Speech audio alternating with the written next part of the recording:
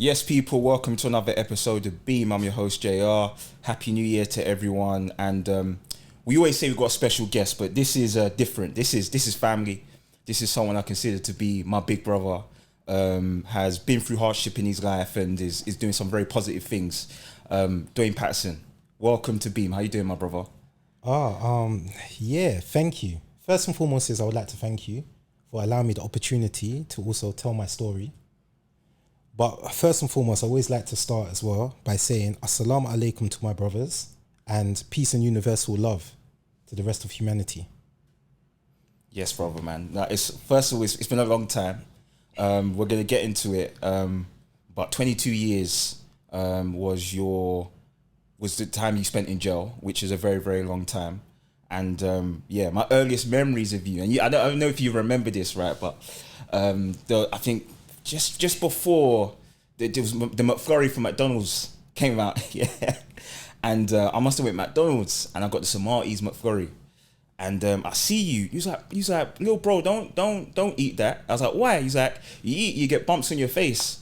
I threw the McFlurry away. You started laughing at me, bro. So that's one of the earliest memories I have with you. But yeah, man, just to see you again is amazing, and good to see you're doing well, man. But let's talk about your life, man. Let's start with growing up in the Patterson household. How was it growing up in the Patterson household?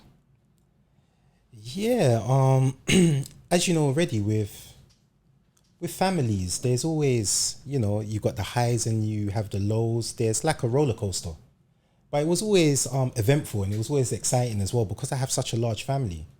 So I have 5 brothers and 9 sisters. Oh, big up your sisters as well. And man. yeah, no, please, definitely. And also navigating between, obviously, my mother conceived me when she was very young. So she was 16, but she had me at 17.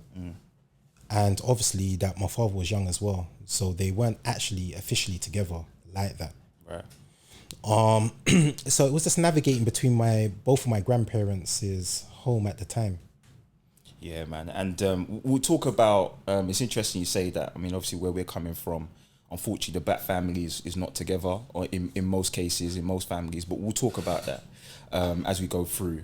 Let's talk about a place that you and I know very, very well. That's Patmore Estate. Shouts out to everyone from Patmore Estate. No, definitely, 100%. What's your earliest memories of Patmore Estate? My earliest memory of Patmore Estate is slightly different because I know that some of the viewers might be unaware of this. I originally come from Clapham Junction. So I was from actually 9 Badrick Court. Yeah, Badrick.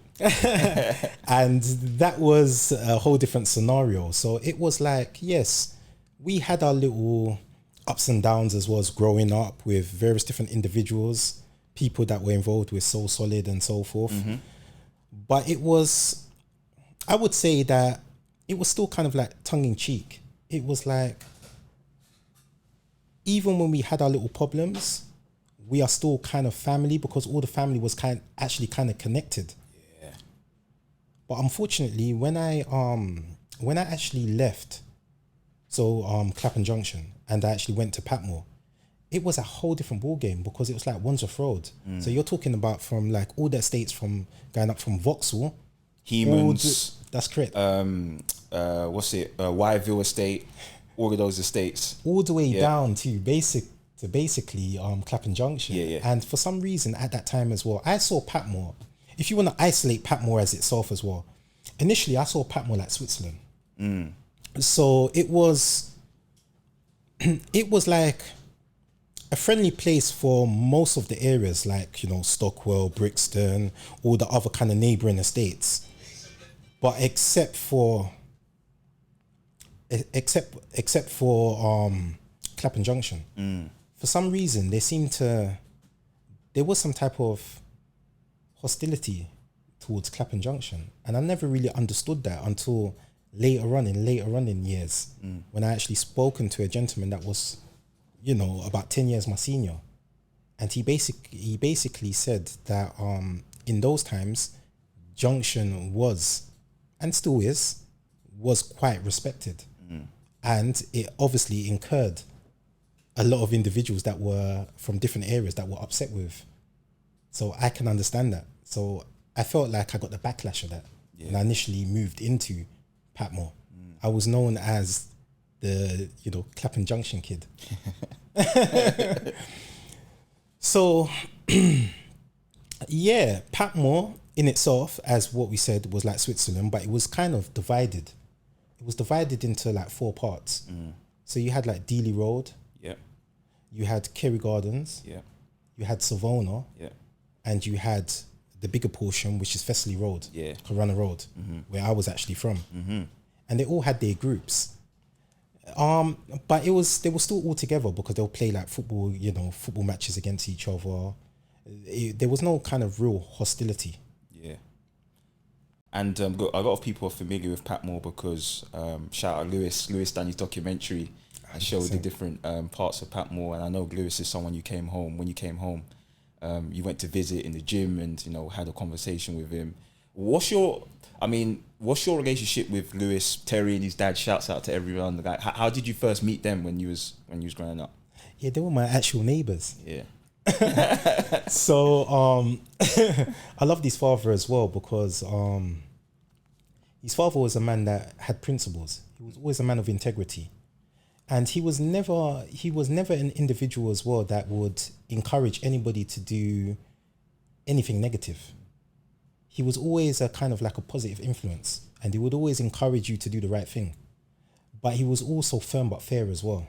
And he just seems like, I called him a real community leader because he actually protected Patmore as well. Facts. If there was any kind of like issues going on as well, he would actually resolve those issues. And he was just a nice and funny person to be with. It just felt like, more than being an elder, it was just like another friend.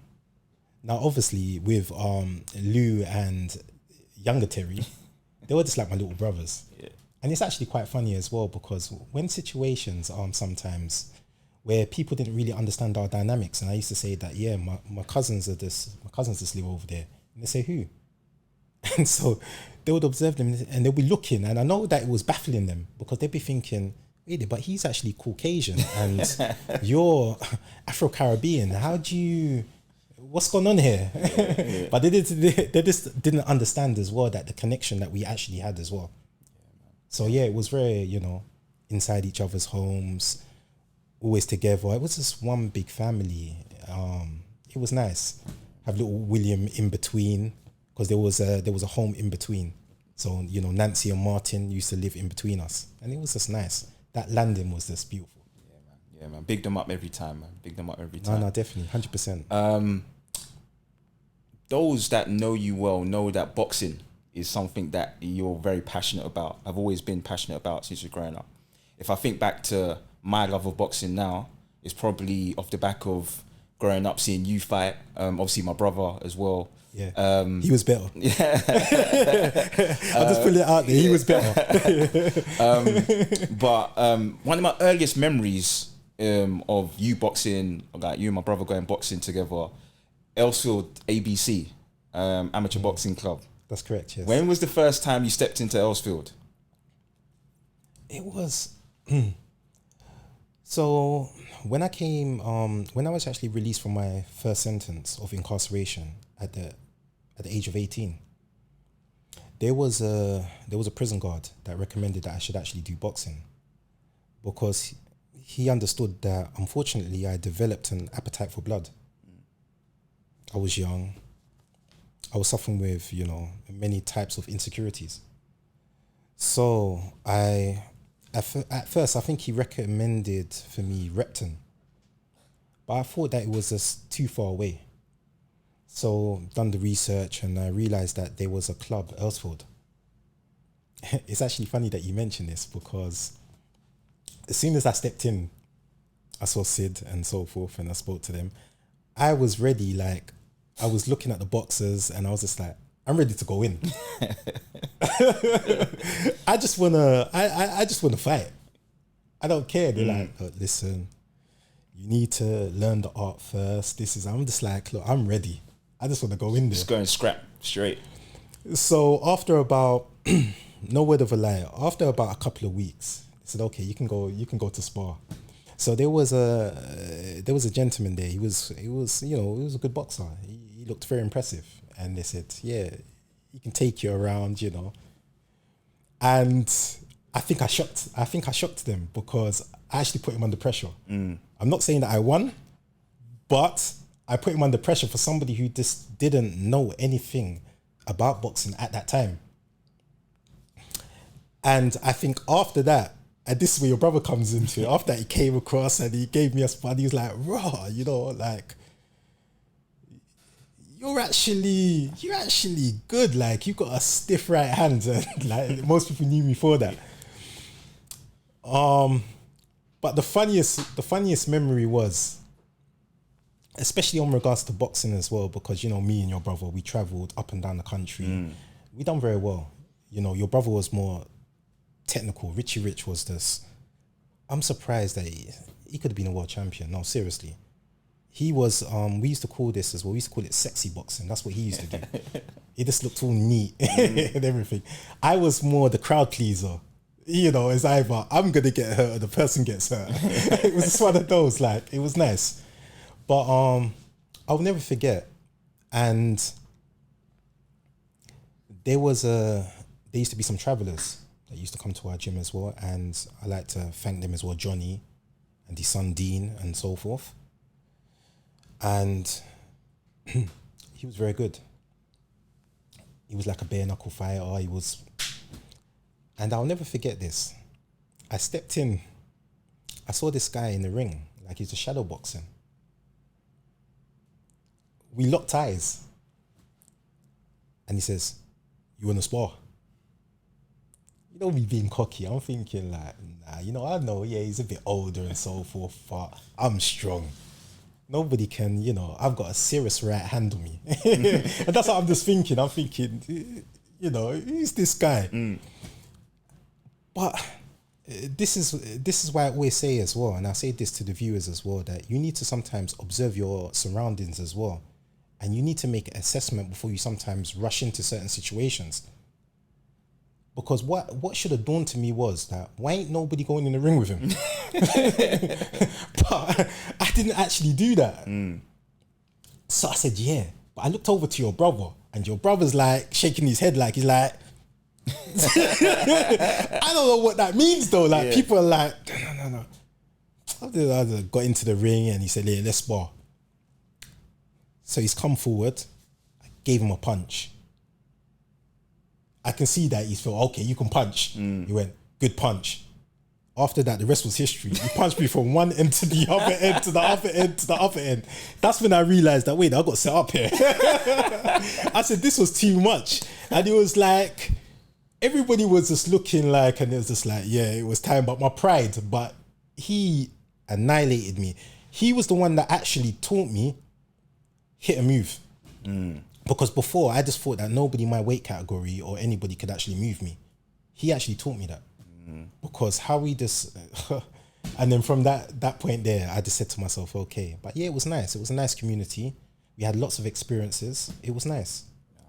Oh man, big up Elswood ABC and fond memories indeed.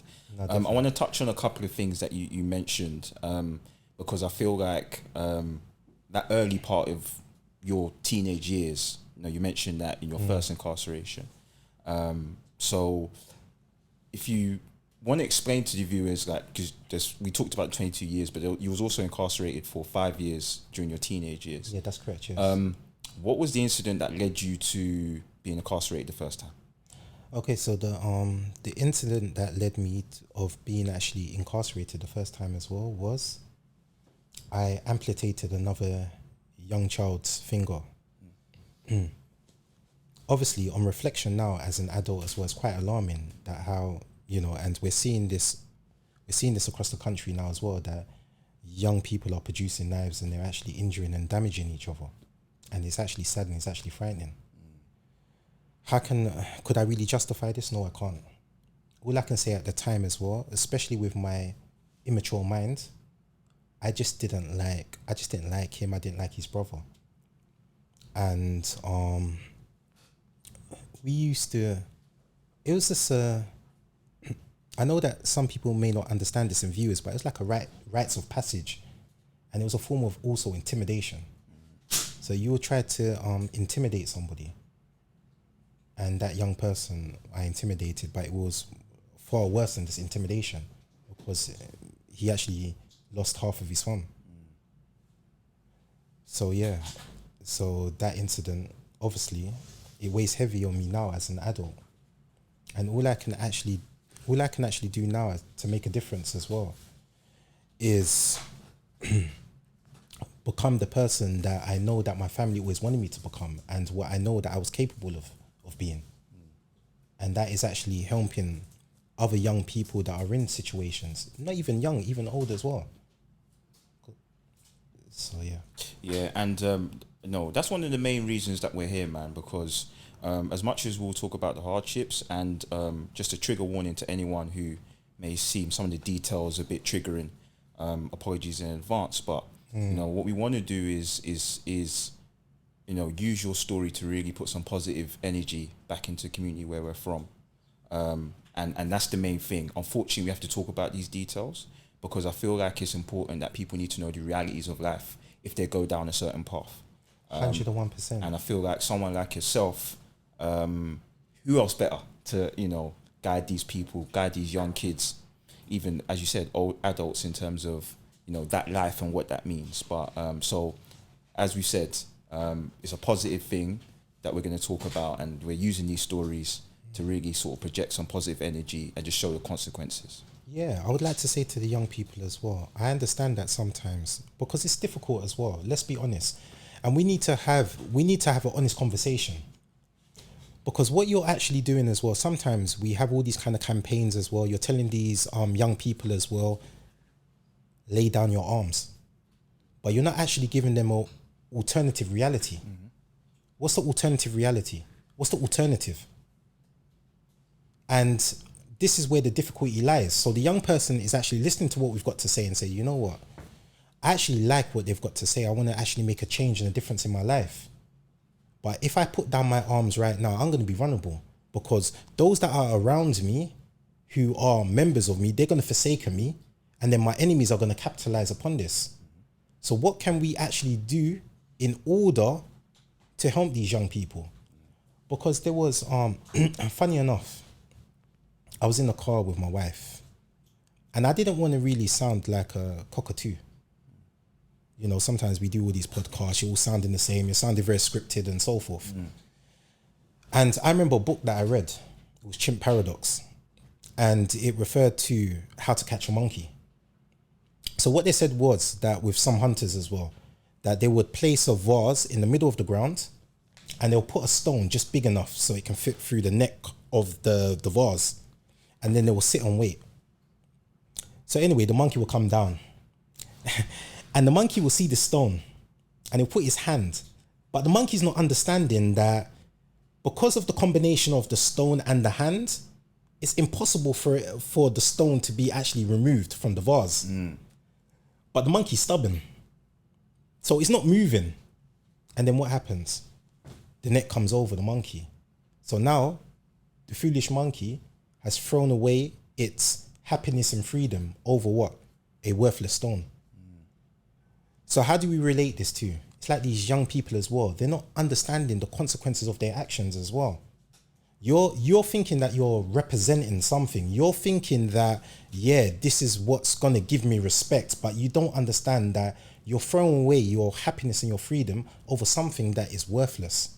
Because once you're actually incarcerated as well, all those people that are patting you on your back, all those people that are giving you accolades are the same people that are going to be, let me tell you, are going to be trying to hit onto your woman or your wife, are going to forsaken your family, are not going to be concerned about you.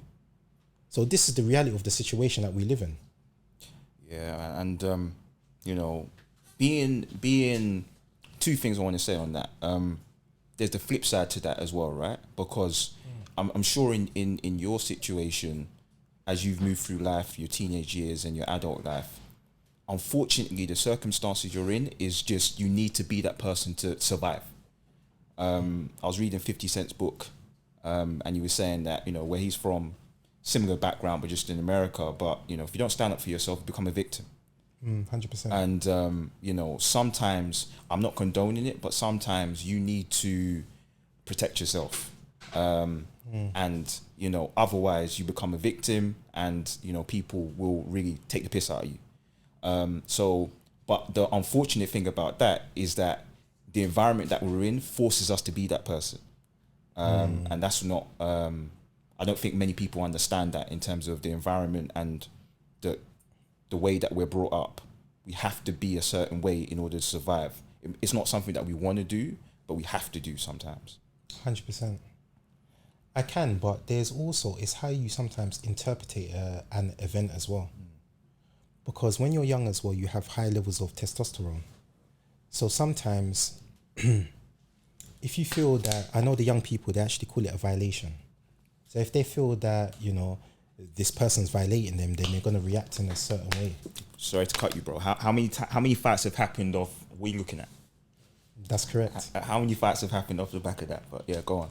And it's funny that you mentioned that as well, because I remember once there was an older man. He was like 10 years my senior.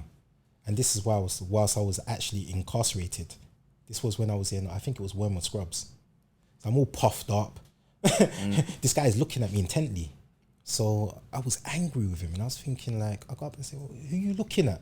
Why'd you keep on looking at me? Who are you looking at? So he said something that made, from being like here to here, he says, how do you know that I'm looking at you if you're not looking at me? And everybody started to laugh. I felt so small. Yeah. And he said, but I will tell you the reasons why I was looking. He says, are you related to so-and-so? I said, yeah, that's my uncle. He said, that's why I was looking at you. So what I would actually say to young people as well, that before you make a judgment call, understand first what that person is trying to convey. That's one thing that we learn, especially in Islam as well. Examine what is said, not he who speaks it. And Albert Einstein, he said, condemnation without investigation is the height of ignorance. So know your facts first. Definitely. That's all I'm actually saying. I'm not here to preach. It's up to you, because one thing that my father said as well, and I would always repeat this in whatever type of podcast, whatever type of talk that I always give, one of the treasures that I held from my father was this. He said, it's not the mistakes that you have to worry about, but it's the consequences that come with the mistakes. And this is something. So if you're prepared, if you feel that you can live through those kind of consequences, who am I to tell you how you should live your life? And people, I don't think people in that situation fully understand the consequences until they're actually in it. And you're someone who's been through those consequences and can just give some perspective on what it's really like, because I feel sometimes people feel like going to prison is like a glorified thing. It's nothing nice. I've never been to prison, but hearing your story, and it's not a place you want to be. And we'll talk about even the certain tactics they do in prison to really try and suppress not only your physical state but your mental state as well. 101%. We'll go into that, but we digressed a bit in terms of 13 years old was the first time you was introduced into the prison system, into that sort of structure. What was your mind state like going as a 13-year-old for the first time going to prison? Like, how did you feel at that point? My early memory was, I think by then I was quite hardened. And what I mean by hardened, and it's kind of sad, now reflecting back on it, was because when I was roughly about the age of, I think it was roughly about 12, I was already introduced to social services. So they basically placed me into children's homes, which I didn't feel that it was justified. Because, look, I can tell you the whole dynamics. I have, as what I said to you, I have 9 sisters and I have 5 brothers. Not one of them has ever been in trouble with the law. So it shows that it's not anything to do with my parents and the kind of upbringing. But I just felt at the time when the judge done this order as well, that he weren't taking into consideration the impact that it was actually going to have. And so I felt that the adults that had a duty of care was very cold. I felt that there was really nobody, especially we're talking about the early 90s here. So it weren't like how it is in today's society as well. They had a different type of philosophy and way of thinking. It was children are supposed to be seen but not heard. And I just felt that it was very aggressive. And some of the ill treatment that they would marry out as well. So for example as well, we know that young people have high levels of testosterone, but there should never be any kind of justification in you physically manhandling them, especially as an adult to a child. Nowadays we'll call that child abuse. But in those days it was just disciplining a very disruptive young person, which I just felt that it was totally unacceptable. What levels of disciplining, as we've talked about, like, as are we talking like literally hitting with like batons, getting kicked, punched by officers? So I would say, especially when I went into, because obviously when I was 13, so I went into secure units. So I'm talking about punching in the stomach. I'm talking about putting your arms, what we would probably in jiu-jitsu call a Americano, or, you know, yeah, bending back your wrists. In jiu-jitsu terms, we would call it knee on belly. So that means basically placing their knee onto your chest or your belly, restricting your breathing, and especially at that age, and obviously being so small. So there was a lot of, I would actually call it quite demonic and sadistic.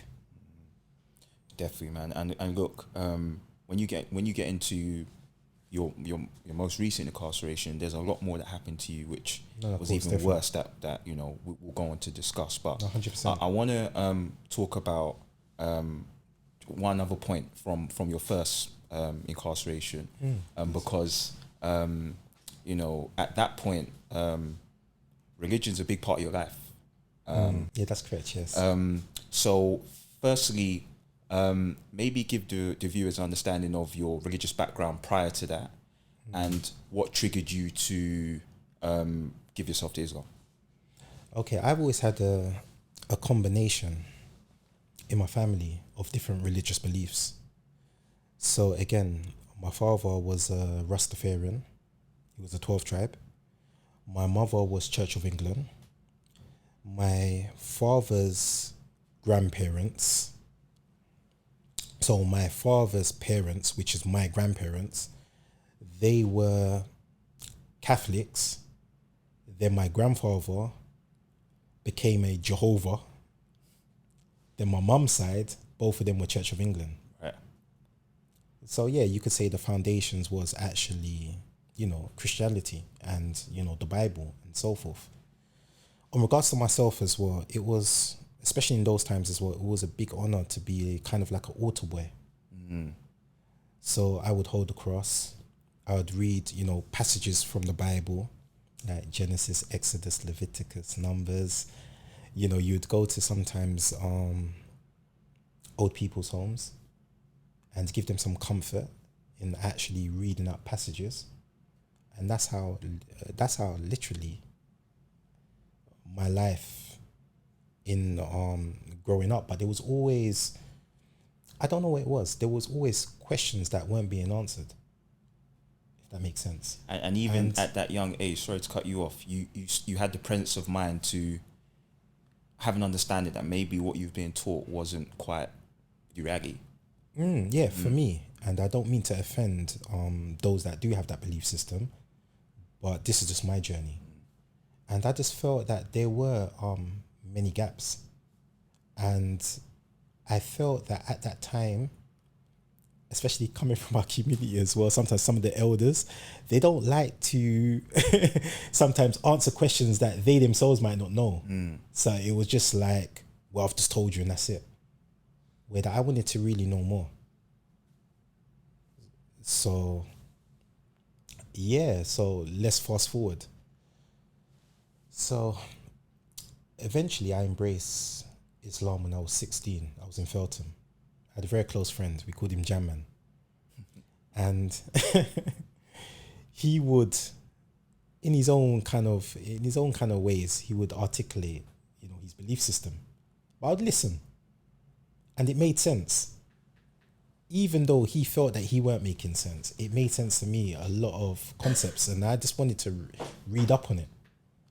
I then was invited. I went to the mosque, and then I heard the Imam talk, gave his sermon, and after that I felt that this was the religion for me.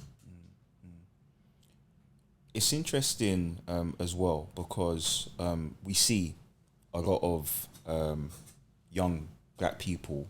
I think there's for me, and it'd be good to get your understanding of the link between prison and religion, because as you said, prior to your incarceration, you wasn't of the Islamic faith, and then you met someone and decided to move forward and give your life to Islam.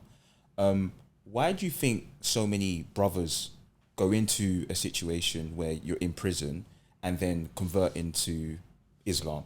Can you give some insight into, why do you think that is? So if we're going to talk about faith and recognizing our Lord, then that's a whole different ballgame. Sometimes when you're outside as well, you're distracted. So many times you have so many different things going on for you at that particular moment in time.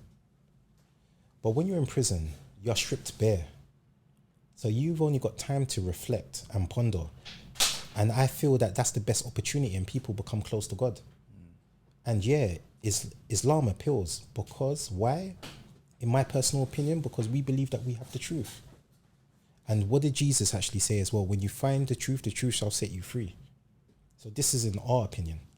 And it wasn't only that as well. I think with what appealed to me as well, because at first, you hear these kind of anti-Islamic sentiments, such as they don't respect Christians. Look, they don't respect Jesus. They don't respect Mary.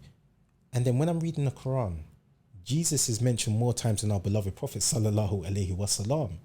This can't be the religion that hates Jesus. Or they have a whole chapter based on Mary.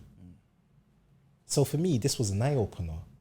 So, one thing that I've always said as well, that I never wanted to allow myself to become ignorant.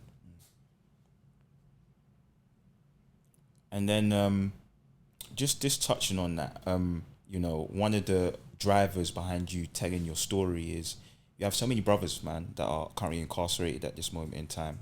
And firstly, you say, big them up, keep healthy, free, make sure that, one day they'll be free for sure.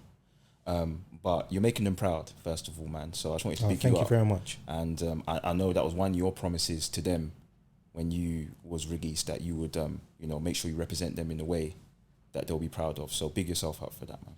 Yeah, I'd like to further elaborate on that as well. It's hard and it's heart-rendering as well.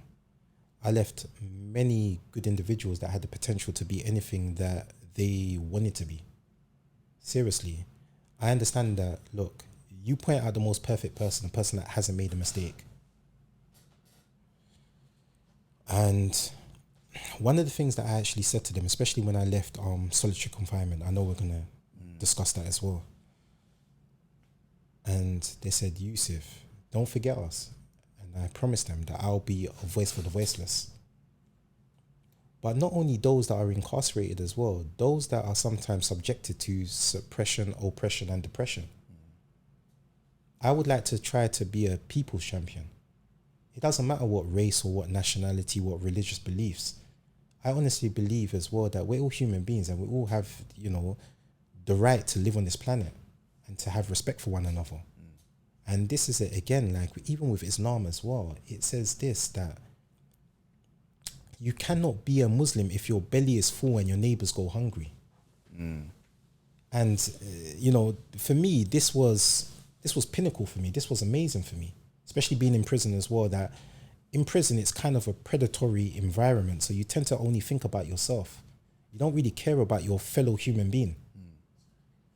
But when he says neighbors, you're just thinking the person next door to you. But it's not. In Islamic terms, it would be 40 doors to your right, 40 doors to your left, 40 doors in front of you, 40 doors behind you. It's a little village. So, you know, this is the magnitude of things. And so, yeah, it's very touching.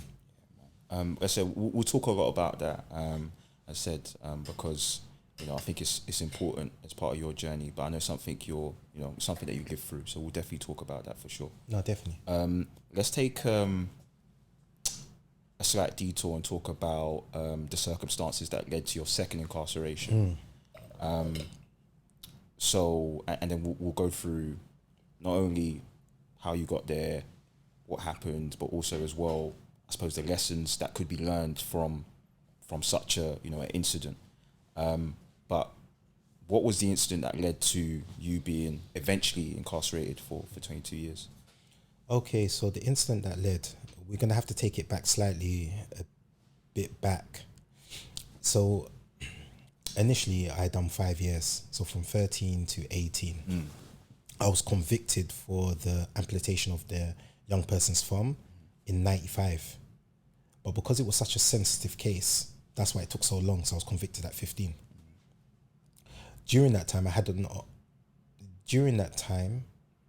I absconded from Stamford House for, I think it was like a couple of months or so. So you actually escaped? It weren't so much that, because there was two sides. They had a more secure part and they had another part, but you still had to stay within the compound. Right. I pulled away, I absconded. Then I attempted to rob an Abbey National. During that, I received another sentence for that as well, to run concurrent. Okay. So I had 3.5 years. Wow. The police came and visited me, and they basically said that we believe that you also have, you've done another string of robberies. There used to be a hype, and they used to call it Shabby in the Abbey. So a lot of the post offices, Abbey Nationals were being robbed. Yeah, also call it steaming. I think that was the term. The government called it steaming. Yes, yeah, that's correct. Called it steaming. Yeah. So I think it was a thing that first started in Brixton, and then it spreaded. Yeah, from and there. Sorry to cut you. I know Quincy talked about that in his story. I know someone you know as well. Yes, that's correct. And he talked about similar thing, right? That back in the days, that was something that was very, very well. That was something that was happening a lot. So no, definitely, they were the foundation. So there's no denying that. Like Brixton, and then from there, from my understanding, from there it kind of spreaded, and then obviously, people's desire for material things. So this is what actually happened. So, I was always taught as well that basically, if they haven't caught you with anything, then you don't put your hands up to something that basically they've got no evidence to. So I said, I don't know what you're talking about. So now let's fast forward it. Being released, I'm out. Now I'm trying to rebuild my life, but to be fair, not really, because I still have this kind of immature mentality. I haven't really learned anything, because you have to understand the dynamics in prison at that time as well. It was like a baby fight club. There was no rehabilitative courses in the early 90s. It was like you do your time and then you're released. You're pushed back out into society. So as soon as I came out as well, I developed an appetite for blood. I was still continuing, but the whole dynamics have changed now. There's young men are not playing by the same rules anymore. And, and now the objective is money. So I was getting kind of increasingly frustrated as well. And I remember my father trying to calm me down. He's got this like soothing voice. And my mum, because my mum, she's played an amazing, part in my life as well. So I have to thank my mum as well for all the patience, everything that I put her through. Big all right, man. So yeah. 100%. He would always say, son, just patience, just patient. But being at that age as well, you're not seeing that. I'm trying to have a bank account. I couldn't even get a bank account. It was like I was blacklisted. So I just thought, you know what? I know I've said this before, but it was just the Jean Valjean syndrome. So if you know, like through the book Les Miserables as well, Jean Valjean was a guy that was incarcerated because he tried to, feed his family. He broke a glass, he took some bread, and then he was incarcerated. And, his ability to never accept being incarcerated. He was always trying to escape, and then eventually he done 19 years. He came out trying to change, but society won't allow him to, and then he just rebelled. And so we always call that the Jean Valjean. I know I've said this before, and that's how I felt. I just gave up and I carried on with my criminality. On that night it mentioned, I got a phone call saying that these individuals were engaging in illegal activities. We went there, going to obtain. The individual tried to play ignorant, like he didn't know. Everybody knows he was partaking in those types of activities. So he gave me an envelope of cash, and I said, you know that I haven't come for those reasons. And I said, if I have to ask you one more time and I produce it, you know that I'm going to use it. And I know that individuals and viewers may be horrified by this, but you also have to understand at that time as well, and the kind of culture that we had as well. I had the mentality, it was like a spaghetti western. I did have that kind of mentality as well that, well, they're not really innocent. They're involved in what I'm involved in, so they deserve everything that comes with it. So, unfortunately, I produced my weapon and I shot both of them. After a few days, initially the police went to the person that I was with at the time. They went to his house. They arrested, a young lady, which was my friend's sister. And then after a few days, I handed myself in. And yeah, I exonerated everybody and I accepted it because I understood that I was responsible for this. And many people were actually suffering the backlash. There's a couple of things I want to touch on, and I feel it's a wider perspective, right? And so the first thing I want to talk about is you mentioned we, which means that you was with someone when you committed this crime. Yeah, that's correct. What happened to that person? Did they get incarcerated in the end? No, they didn't. Okay. And in terms of, and the reason why I say it's a wider perspective is because a lot of people, when they do these crimes with friends or people they deem friends, in the end, there's betrayal that happens. 101%. And in your case, and I know you're a humble person, and I know you're someone who takes accountability, but there was an element of betrayal. 100%. And can you talk about, I suppose, how that made you feel? It was heart-rending because obviously I grew up with this person. So I didn't expect it. And especially when you've seen the documents and everything else as well, to say that, wait there, is this the person that I've actually grown up with? I've actually broken bread with? This person has been to my mother's house. We've known each other. And the thing was as well, that upset me so much as well, that this person went only finished with me. He tried to indicate family members and everything else as well. That became very heart-rending because he didn't want to be incarcerated. I totally understand that I shot the individuals. I take full responsibility. But you didn't need to say and do. That's what I felt at the time. But funny enough, years later, I came to really thank this person because this person has actually saved my life. This person has made me become the person I am today. Little did he know. I know he had different ulterior motives. That's not for me to worry about what he was thinking. He has to live with that burden. But I understand that when you engage in these types of activities as well, there's always a price to pay.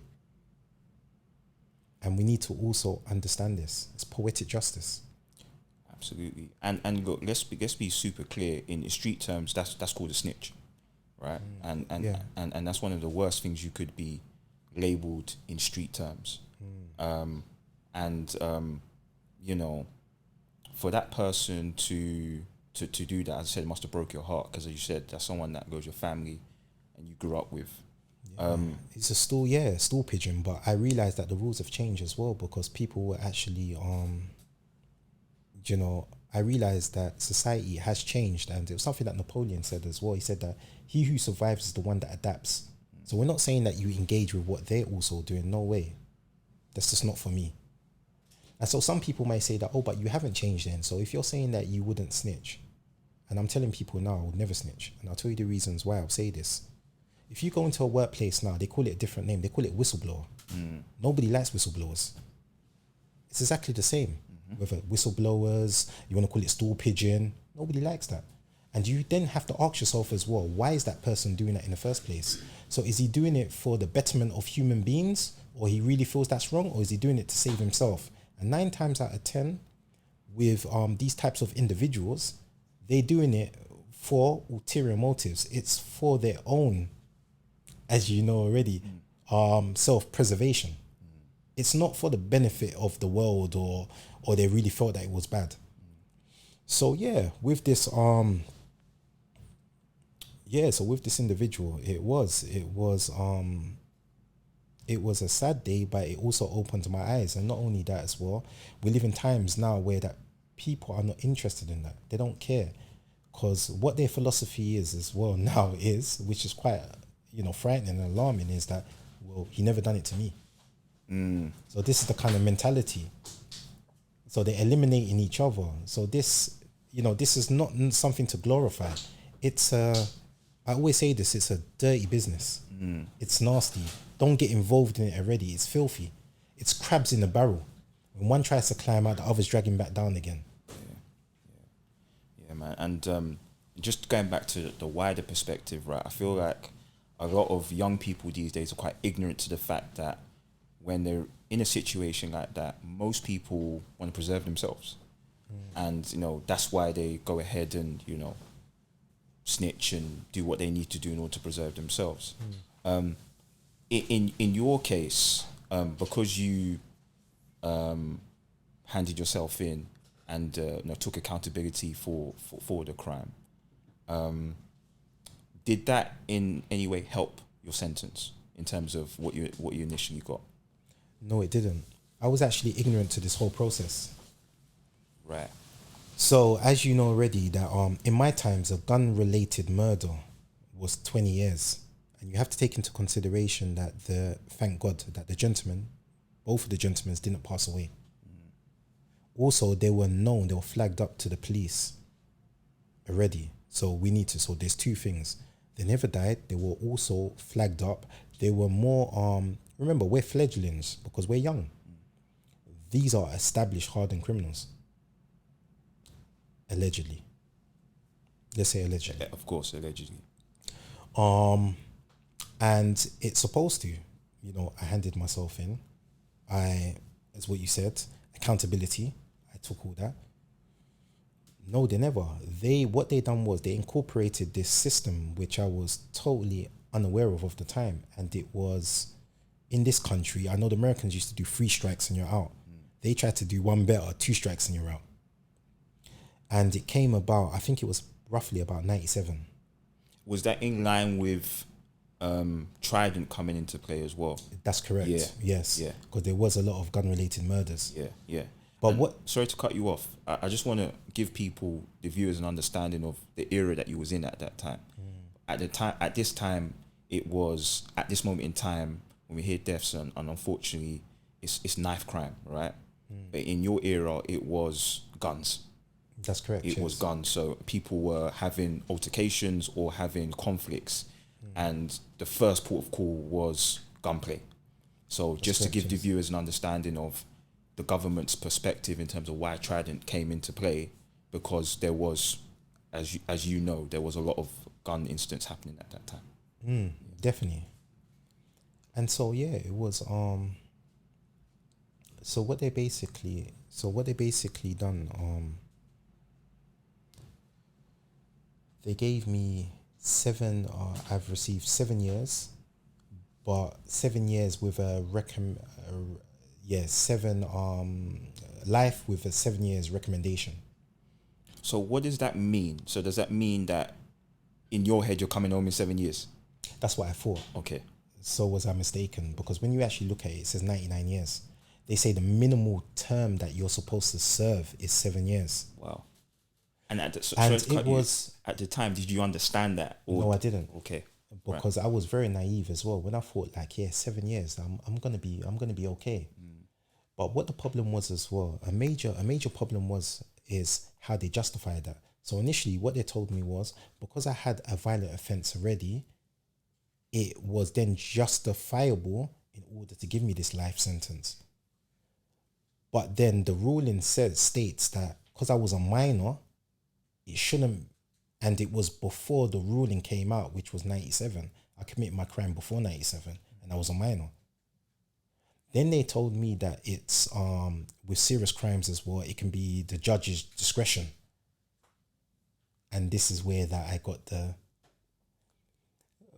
but how can I articulate this? I think later on in years as well, I understood as well that it was the perception, the preconceived ideas that they had about me that gave me that life sentence. They accused me, they believed that I'd done a string of shootings and got away with it. So this was their way of then saying that, okay, we're going to hold you longer than 7. And I'm going to be honest, at that time as well, I was actually thinking as well that I will be out when I'm 27. I'm just going to continue. I had no intentions of changing. So I'm going to be honest. Yeah. And so, okay, 7 years, you've been sentenced, you enter prison. What was the first prison they sent you to? So I went back to young offenders. Okay. And again, I had that same mentality. It was a mentality like, well, nobody could tell me anything outside, so you're definitely not going to tell me anything inside. So it was a bad cocktail. It was a bad combination because as soon as somebody said anything, then situations will occur. So I was ready to, I'm going to be honest, disconnect anybody's 36 points. And that's the way that I was looking at it at that time. Of course, now looking back, obviously, it's embarrassing. It was totally mind-boggling that I could even, looking back, thinking that, really? Was I really thinking on those kind of levels and those kind of terms? But sometimes you need to be hardened in order to survive in the type of environment that we came from as well. As we were saying, yeah. And especially, I've always said this to individuals as well. It's kind of different as well. You look at other communities. I'll give you an example. Other communities, if you look at their bosses, it seems like everybody falls in line. But with our community, there's always somebody ready to take that spot. There's always somebody to knock you off that perch. Crabs in the bucket. We are, of course. We're tenacious. We are very strong people. We are very hard-headed people. So this is why I say there's so much potential in prison as well, because a lot of these individuals that I've encountered are leaders. So imagine if you can lead a group of very ignorant and very violent and aggressive young men. What could you do? What could you do in business terms? What could you build? It's amazing. So yeah, obviously I was in Feltham. I had at the time as well, I had 9 cousins there as well. They had their co-defendants. At that time as well, with Trident, with all these other operations, a lot of individuals from where we live and around the surrounding areas were all going in. Scooped up, yeah. So it was kind of like a big party. You're not really understanding the magnitude of it. Not until everybody starts getting sentenced. But you're just, you're listening to latest gossip, who's in now and what's going on. And eventually I was moved. Obviously, my behavior was this. So you talk about your behavior, like I'm assuming it was fights every day. Well, maybe not every day, but you was fighting a lot. Yeah. Like in a setting like prison, and it may sound like a stupid question, but what can lead to fights? Like what type of things were you fighting over? It could be anything. It could be. something so minute as who you looking at. This is how ridiculous it is. It could be, where are you from? There's a combination of things, because you have to also understand the nature of incarceration as well. That yes, there is a fair chunk of innocent people that are in prison, and unfortunately they are innocent. But let's be honest, some of the individuals that are in prison, they're in prison for a reason. They are at that particular moment in time damage young and old women and men.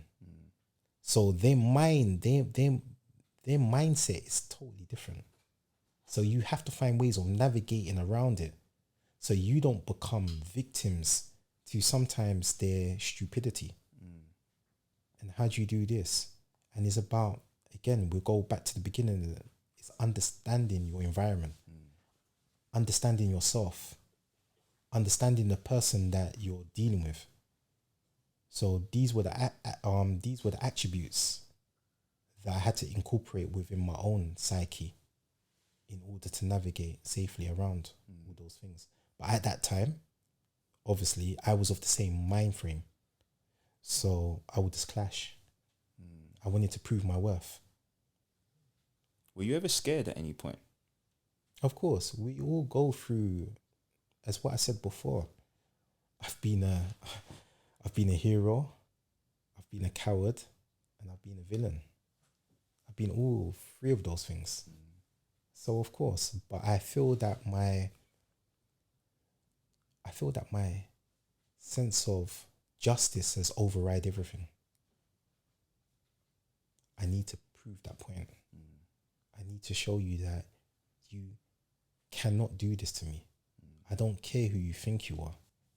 So fast forward a bit in terms of you know, doing some years, and let's say, because one of the interesting things I've seen, and I know you've been in some other podcasts as well, but just going back to religion, you said you only learned how to pray in your early 20s.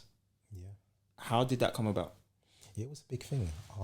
Again, let's go back to the early 90s as well. A lot of the communities were separated. So what I found as well, especially when I came out from my first sentence, that you sometimes step into certain mosques, and you know, those that are supposed to, they call themselves your brothers, were looking at you like to say, what are you doing here? Who are you? And it was kind of very demoralizing at one stage as well. And again, sense of justice. You know, you put your foot to prayer, because as we pray, ankle and shoulder together, they're moving away. And, you know, it's just one of those questions like, so what, do you think I have a disease or something? What is your, you know, what are you thinking? So obviously, then I just continued to do what I was doing, because still being young, still not really understanding, you know, certain, how can I say this? Certain cultures. So yeah, it was a difficult time until I met a brother that was just totally different. And he wasn't even of the same nationality as me. But I used to just love the way that how he navigated through the system, just how he spoke to people. And I said, yeah, that's how I would like to be. Just the way that he was. Like there was a situation once as well. We were at the dinner queue, and that's another situation that could end up in fights where somebody pushes in. Yeah.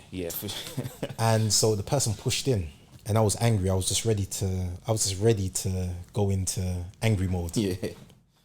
And he said, brother, he was always so soft spoken as well. He said, brother, no problem.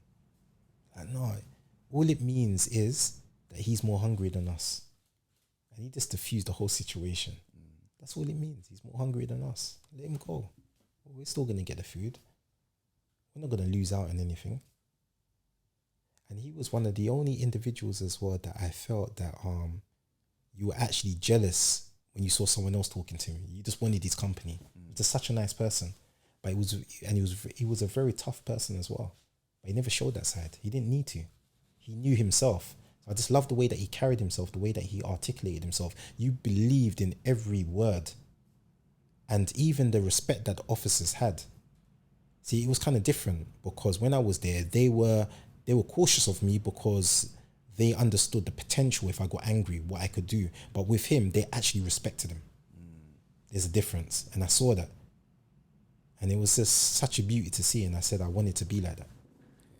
Well, I said another life-changing moment for you, and something 101%. that's really served you well moving forward. And so the negative of going to prison, on the flip side, a positive thing has come out of it in terms of meeting that brother first of all, but also as well really embedding yourself into religion. So for sure.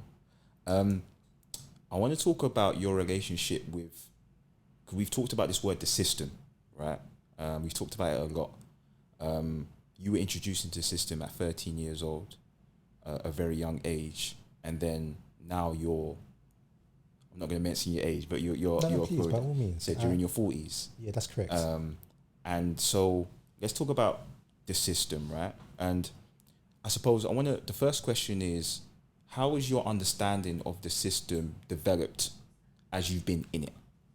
Because the system, as we know it, is very different to how you may see it, considering you've been incarcerated for a long period of time. So let me rephrase that question. Firstly, what is the system from your perspective? Okay. So I can articulate to you how I saw the system, how I see the system then, and how I see the system now. Now, taking it back 20 plus years ago, at that time, a lot of the officers that were in control of you could say the prison system, were ex-army officers. So they had a kind of regimented mentality. So things like tucking in your shirt, walking, even if you're in the yard, you walk around a certain way. If you don't, they'll try to instruct you to, no, you must walk this way. So they had that kind of mentality. If they had this kind of bands of brother, so one for all and all for one. So if you put your hand on one of them, then surely there's going to be repercussions. So they ruled with an iron fist. And we understood this. So we understood that if you engaged with them in any kind of violent altercation, then it would have to be as severe, because you knew that what was going to happen next, what was to come, because they're not going to let that go. It was a thing like, I would describe it as your hair, and we don't want you don't deserve to be happy. You're a pariah of society, and we're going to treat you like that, the pariah of society. Of course, there were some good officers, but it was overshadowed because there were so many that was just against. They would complain for anything. Even if we had extra time out, they'll be like, but why should they? They don't deserve that. And I can understand that some general public, members of the public may have these views as well. But you're forgetting as well that a lot of these individuals are not doing life sentences. So one day they're going to go back out into society. So if you keep them angry, and we know that this doesn't work. How do we know this? We know that in the 19th century, the Victorian era, we know that they used to have a system where this is where the name derived from, screws, because they used to screw you in. So we know, like when they say screw you in, screw your door in. So we know that they used to have a system where the concept that they use, lock you away and throw away the key. And they knew that once these guys were released, they were barbaric in their ways, because they knew that, well, if I'm going to go back, I'm going to make sure I go back, I'm going to go down with a bang. So we know that this doesn't work. And as much as you try to ostracize yourself away from the problem or stick your head in the sand hoping that the problem is going to go away, as soon as it emerges, the problem is still there. So it's finding a productive way. And how do you find that productive way? And it weren't working, because now you're dealing with young, hardened kids that have been traumatized due to the experiences that they've actually had. So by you doing that, you're just reinforcing their kind of mentality that society doesn't care. Nobody cares about us. So why should we care about anyone else? They weren't understanding this concept. So in my times, it was just a crazy clash to something has to give. Nowadays, I think it's changed in the sense of I've not really seen too much of what I will call the type of savage beatings that you would actually receive, because there's cameras everywhere, but they even play around with that as well. So for example, let's say that if you have the muftis, so we call them muftis. So these are officers that are trained in PPE. So they would wear the helmets, the shields. They will basically come in. Now, what they will do is they will have the cameraman from behind the shields. So he'll be giving it that. So audio, it seems like, could you stop moving? Don't move. And they will rush in. But the person's not moving. But the cameraman, it's not showing that. Because why? He's behind them. And he has to. So they can say, well, he moved. And that's the reasons why we jumped him. That's the reasons why we caused injuries. And then the reality of the situation is that was their opportunity of just actually giving you a beating. So these were sometimes the methods and basically the tactics that they would basically use, irrespectively whether it's caught on film. And it was just like, it's a world that, let's be honest, is a taboo world. Nobody wants to talk about it. You know, what's so kind of sad as well, that they talk about, oh, you know, our officers are being injured. And look, there is. I'm not going to put down every single officer. There were some very good officers. Mr. Fadojo, Mr. Jones, AD, AG. These are very remarkable officers, and they should be given higher positions and roles because they really care. They really want to make changes. But I'm saying that what I've also encountered as well was very, very hostile. And one of the things that I've always said, and that's why I went to work closely with different organizations as well, was that this accountability. They are destroying people with a swivel of a pen. And it was something that Mauti Song actually said as well when I used to read him. So Chairman Mao, he said the most dangerous animal in the jungle is the paper tiger. And so I used to say to myself, what is the paper tiger? He says the bureaucrat, the pen pusher. These are the most dangerous people. They can write anything and say anything, and that will follow, that will linger all the time. Because the next question people are posing, but there's no smoke without fire. But at the same time, you're not knowing that this young man or this young woman, they're there for a reason. They are actually damaged. So is this what we actually do with vulnerable people? Are we saying as a society as well that we accept all this? And there's cases that people are even unaware of. Look, they keep things quiet. They like to highlight things that we've done. Mm-hmm. But at the same time as well, there was a case where that in a prison where the officers were actually convicted. So these are facts. They had a chart. And what this chart had as well was 10 points for, they say 10 points for beating up a Muslim, 9 points for beating a nigger. Excuse my listeners. And they were so stupid enough to leave it in their office, and they got caught out and they all went in prison for it. So they had all their names and they had points of how much tallies that they've had of all the things that they were actually doing. Now, where's the big media outcry on regards to this? This is all kept hidden. So what I'm actually saying is, well, that individuals are actually suffering as well. I'm not trying to say that, well, we are perfect. Of course not. I've always expressed to you my failures as well, but you have to understand that I was young at the time and I was a man that was conditioned to behave a certain way. Yeah, and that's crazy, man. That's crazy. Would you say? But so what it sounds like you're saying as well is that prisons were actually being targeted for these savage beatings that they were getting. Is that something you experienced? Did you feel at times that you was solely being targeted by officers and?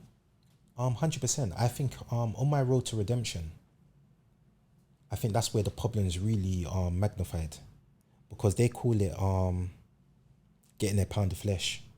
So for everything that you've done previously, now we're going to get you when you really want to go home. So a lot of it was report writings saying that I was one of the leaders of the Muslim boy gangs in prison. I was connected to the Taliban. Wow. I was looking to organize underground cells and commit atrocities in the streets of Britain, which had a damaging effect. It turned my life upside down and my family's lives upside down. Again, paper tiger. There was no evidence of this. And again, we're saying that, where's the accountability? There was no accountability at all. People were just saying that, yeah, but it's... And I said, no, it's not. It's totally unacceptable. I said that it feels like this. So remember in the 17th and 18th century, there was a phase that was going on, and many women were being killed because they were classified as being witches.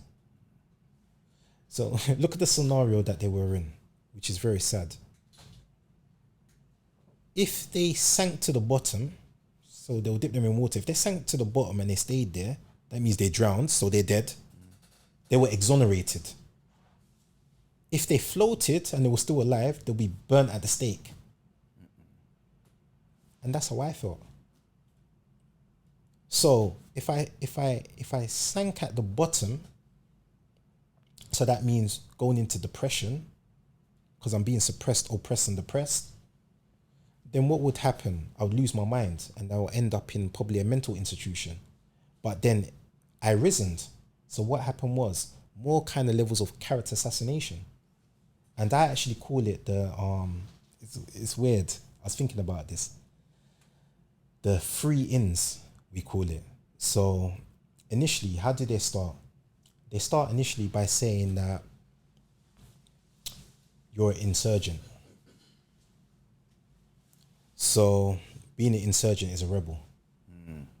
Then they say what you're doing is insurrection. That means rebellion.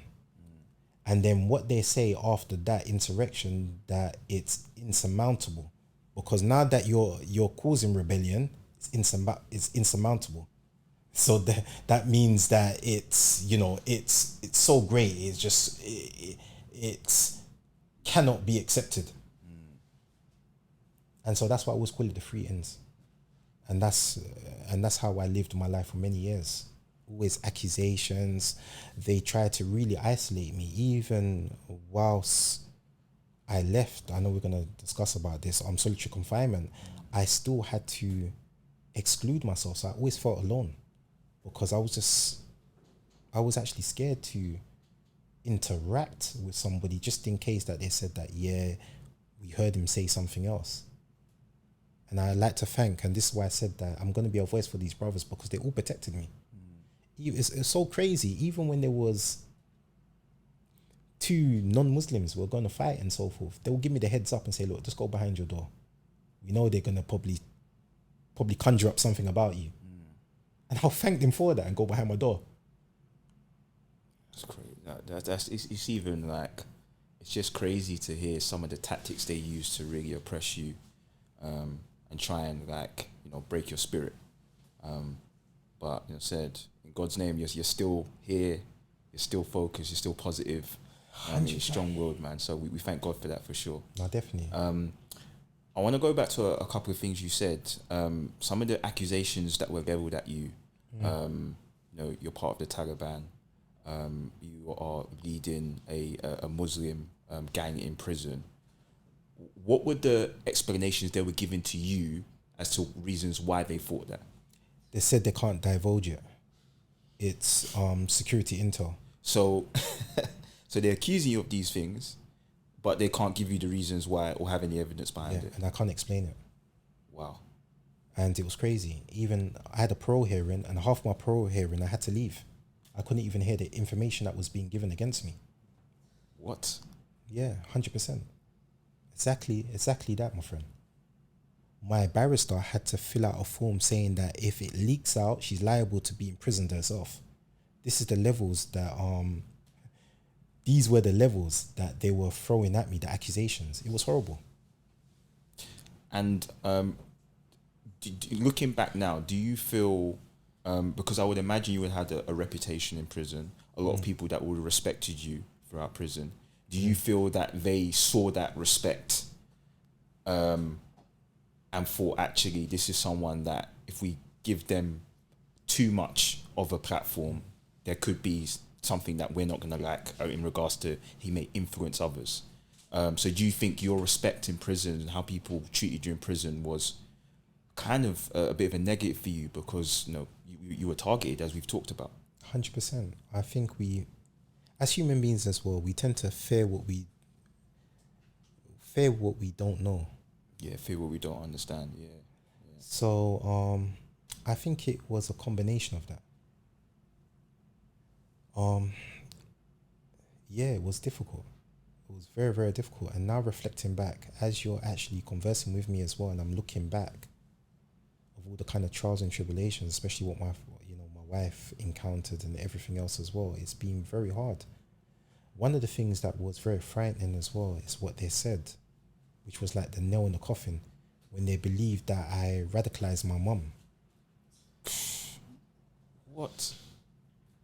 So they had me, so as soon as I came out as well, you can ask my wife here as well, they had, and we can produce, with us, we produce evidence as well. So I can show you the long list of conditions that when I first came out. So this is why that it's taken so long for us to do this podcast. I couldn't do any public speaking. I could literally do nothing. When I first came out, I was reporting every about 2 hours. Then every time I report in as well, it's not just signing a signature. I had to stay in the premises for an hour, then 2 hours. It was this, it was hard. And I even want to take a step back because even before you were released, my brother was obviously, you had conversations with my brother. Yeah, that's correct. Yes. And even that setting, right? And you can provide the correct terms if I'm mistaken, but if you were in a video call situation, you weren't allowed to move because they felt that you may be sending some sort of signals, and then they'll cut the phone. Is that correct? Okay, I know what you're alluding to. Yeah. So when I was on CSE, they would try to Sorry, for those who don't know, what's CSE? Sorry. The Close Supervision Center. Okay. They tried to make life so unbearable for me.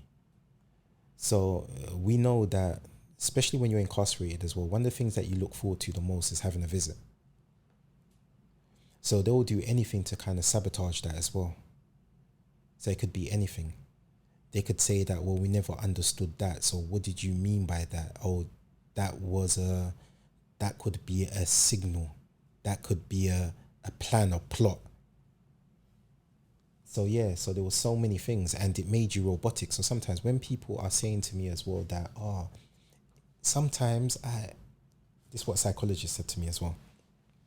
I just feel that you're robotic in your approach, and you've got this kind of calm approach, but you're very robotic in how you articulate things. And I said, but you guys condition me to this. I've had to be like this. Because I'll give you an example as well. Since I've actually been out as well, I said that members of the public, if they ever was unfortunate enough to find themselves incarcerated, they'll never be released. Because the psychologists and all the report writers will not give them parole because of how they behave. I know it's a normal thing to question things, but when you're incarcerated as well, they don't want to hear that. If you question them, then you're a rabble rouser. You're making trouble and so forth.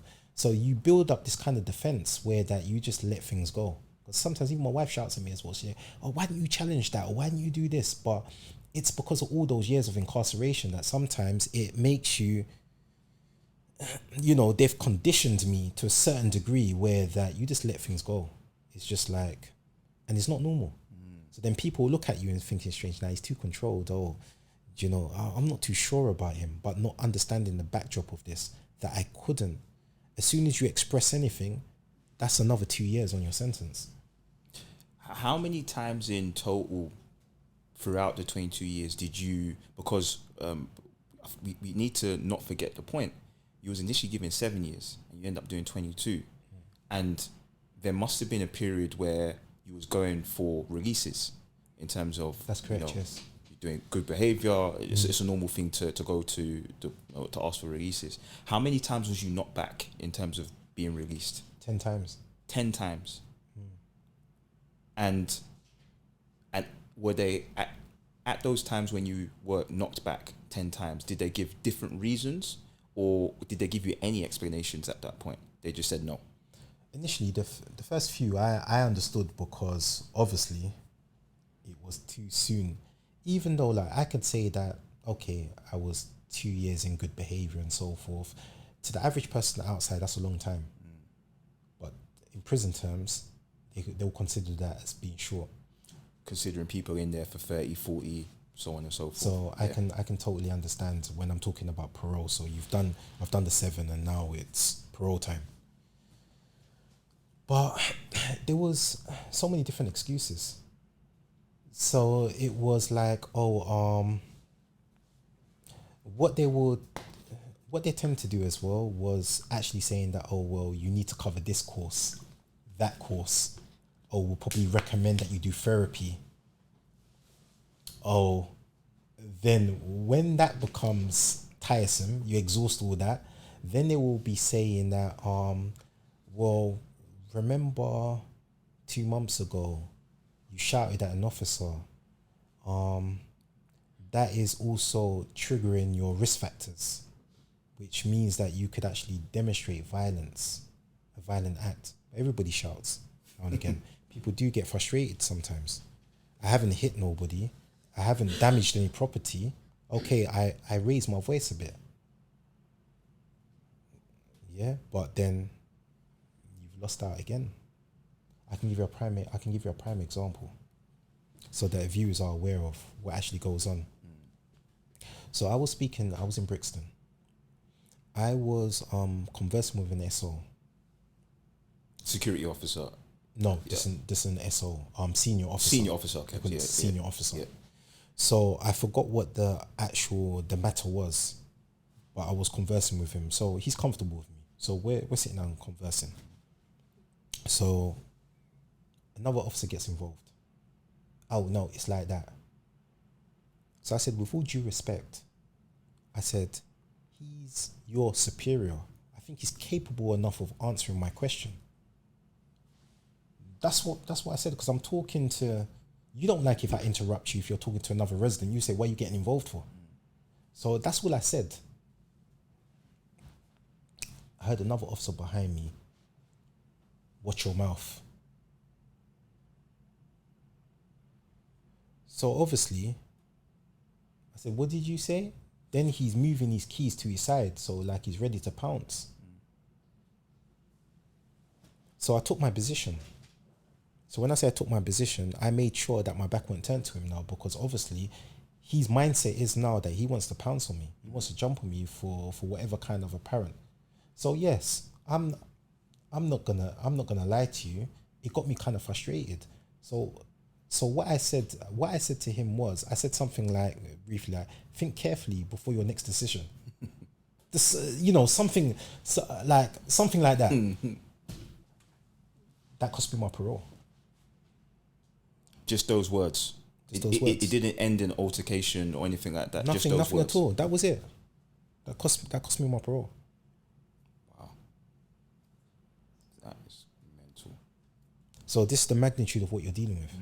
And a lot of people don't understand this. The psychologists, they played around with it, they twisted it. They said that, yeah, but you have to understand with your reputation, what did you mean? You've damaged and injured so many officers. The officer was scared after that. He was scared for his safety. And I'm just thinking, but why would he move his keys for? When I was talking to, I said, your senior officer was comfortable. I was discussing the situation with him. I said, this other officer got involved. I said that your colleague is your senior. He has the capabilities. I'm talking to him directly. You lot can't help me with the matter. That's why I'm coming to your senior officer. I heard somebody behind telling me to watch my mouth. For me, that's kind of threatening. So what do you mean, watch my mouth? And then you're moving your keys, you're shifting. So I understood that because obviously I've been privy to these from before. So I know exactly what your next move is going to be. And it's just talking about, you know, the system and some tactics, and there's actually 2 points on this question actually, but you know, talk about being targeted, right? And an incident which actually I believe even made the papers in regards to what they deemed to be a religious war in the prison, where between the Muslims and the whites in prison, and actually there was a situation where you was targeted in that whole incident. For those that may not be aware of the incident I'm talking about, can you explain the incident and also as well explain, I suppose, how you were targeted, how they tried to target you, that because it's just interesting to talk about that in its totality. No, definitely. So there was a what tended to happen, I think it really started to, I think after the Twin Towers, there was this backlash against my faith. But I think what really I would probably say increased the hostility as well was, I think it was the 7-7, so the buses and so forth. So you had a group of Caucasian guys as well, residents that were upset. Fair enough, you're upset. Everyone's upset. It could be your mother, it could be your people are upset. I understand that. But they felt that it was, for them, it was justifiable for them now to start targeting any Muslims. And the thing, because I was always a person as well that had always a sense of justice, that you don't have the same energy. Look, the IRA was doing this. I was in prison with them. So the incident where they planted, and these are military trained individuals. Why aren't you showing the same level of energy to them? That was my bone of contentions. And there was just a lot of strange things that were happening. For example, as well, especially in high security as well, it's very secure. So before you go off the wings, they would wand you down and so forth, give you a full body rub, wand you down. You're not getting anything off the wing. But then all of a sudden, these I wouldn't even like to use the terminology of this Caucasians, because there was a mixture. Let's put it EDL supporters, if you can call it that way. They were coming off with like big knives. How are you coming off the wing with massive knives when basically everybody searched? So that's what's actually happening now. So the officer has stopped becoming a civilian, and now you've become a criminal, because now you're allowing these individuals to carry these types of, equipment, these knives. So you're hoping that something's going to happen. And then so it was kind of like it was like back and forth.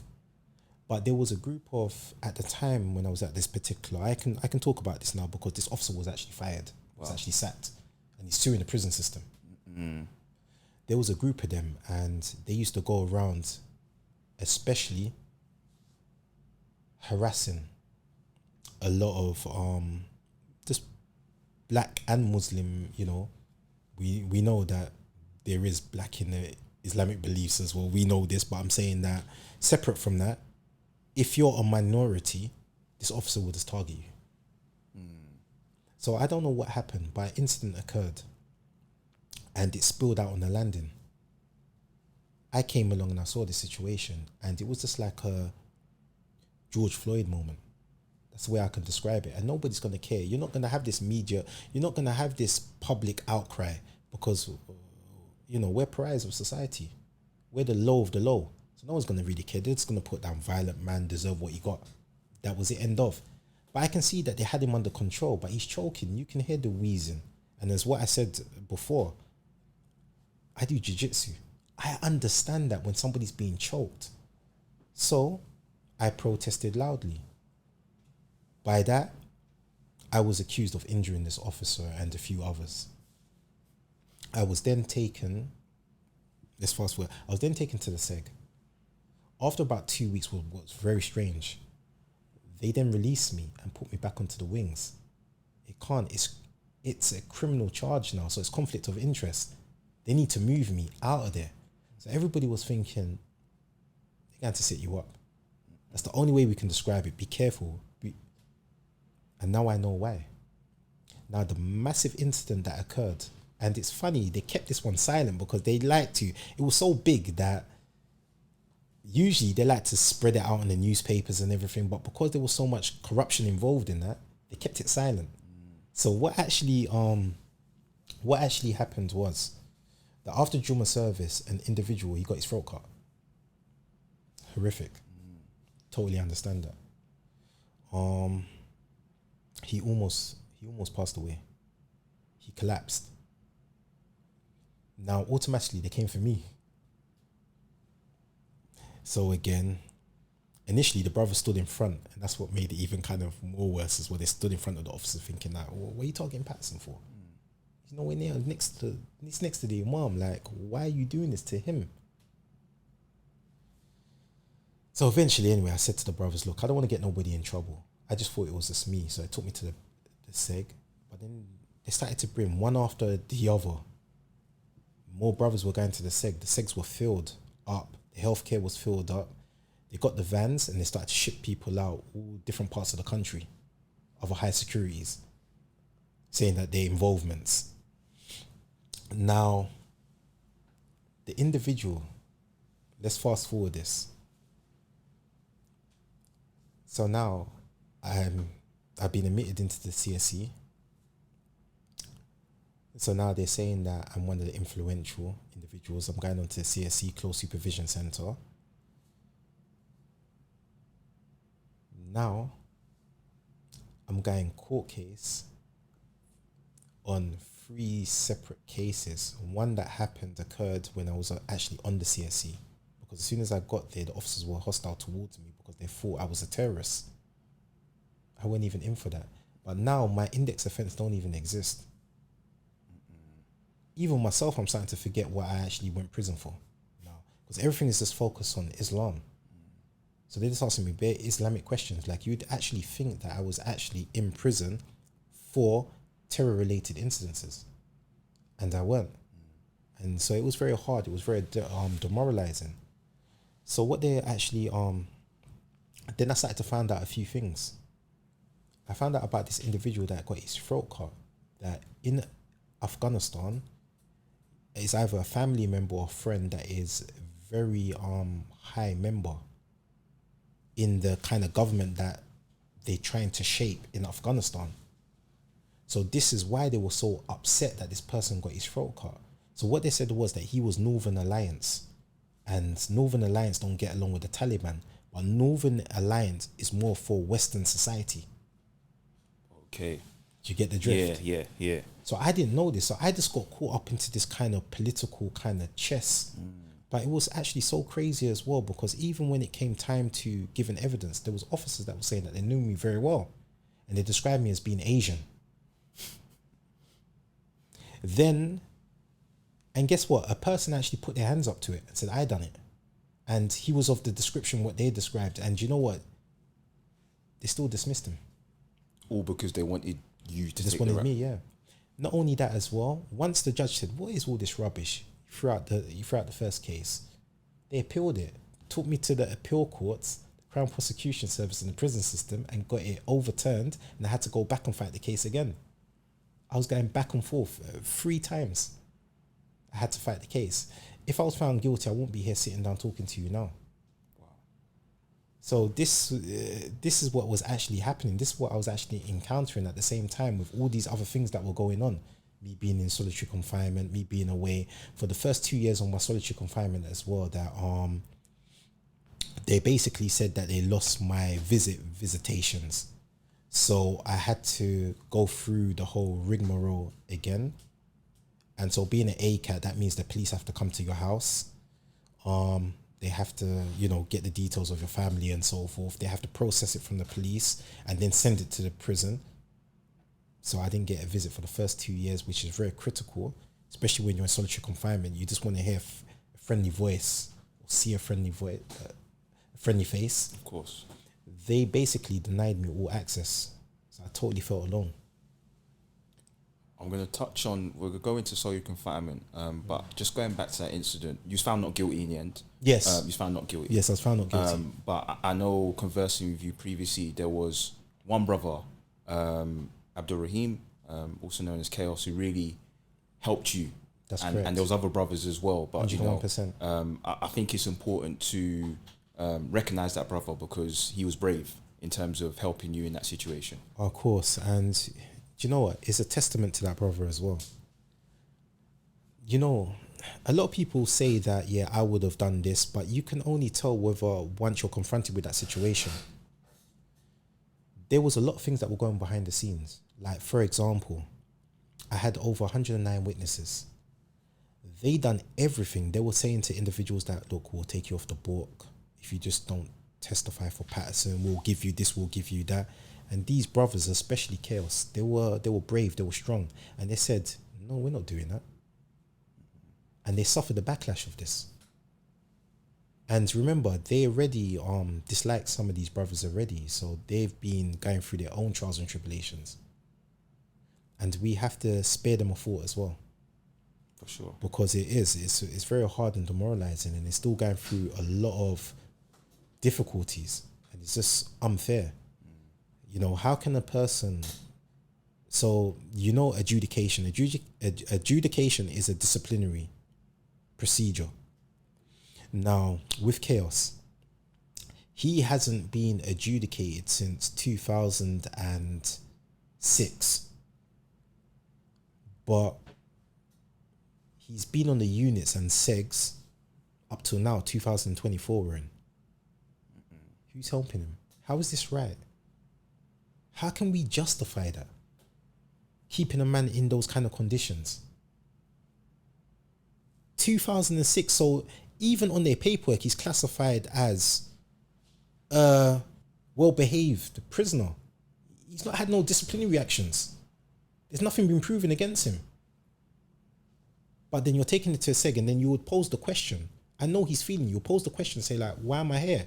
And they'll say that, well, it's intel. We can't tell you. Where's your accountability? Another thing that individuals have to also understand as well with the parole hearing, it was not over. Imagine that I was found not guilty for this. Now, it doesn't mean anything on regards to parole. Parole make their own decisions. So here's what's happened. I'm in a parole hearing. They start discussing this incident. Now, they've got a system in place. It's called probability. So what that actually means is that, yeah, you may have been found guilty, not guilty in the courts of law, but we still think that you've done it. And they can base that off of what? Just that's their thinking. The testament of the officers. Wow.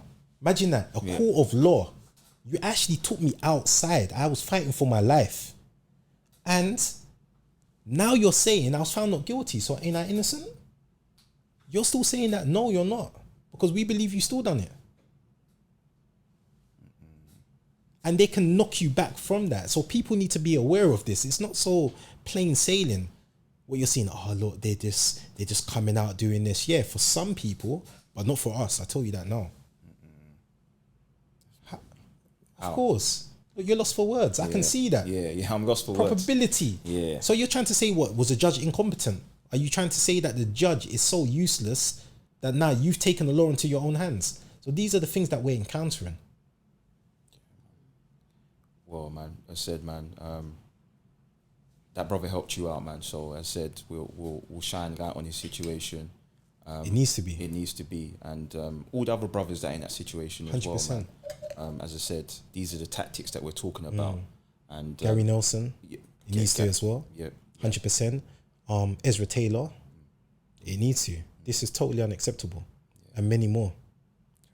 So yeah, bro, man. Not to labour on the point of prison, because as I said, we're positive people and we want to look forward. But solitary confinement is the last thing I want to touch on in terms of your time at prison. You was in solitary confinement for 7 years. Yeah, that's correct, yeah. For those that may not be familiar with what solitary confinement means, please explain the conditions you was in.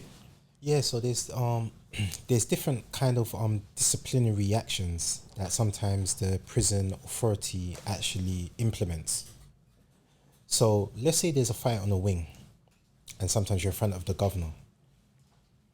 He may say that you may have to do 7 or 6 days, or some people stay like 21 days, 14 days down the seg. So the seg is a place that you're isolated from the rest of the prisoners. You're in isolation.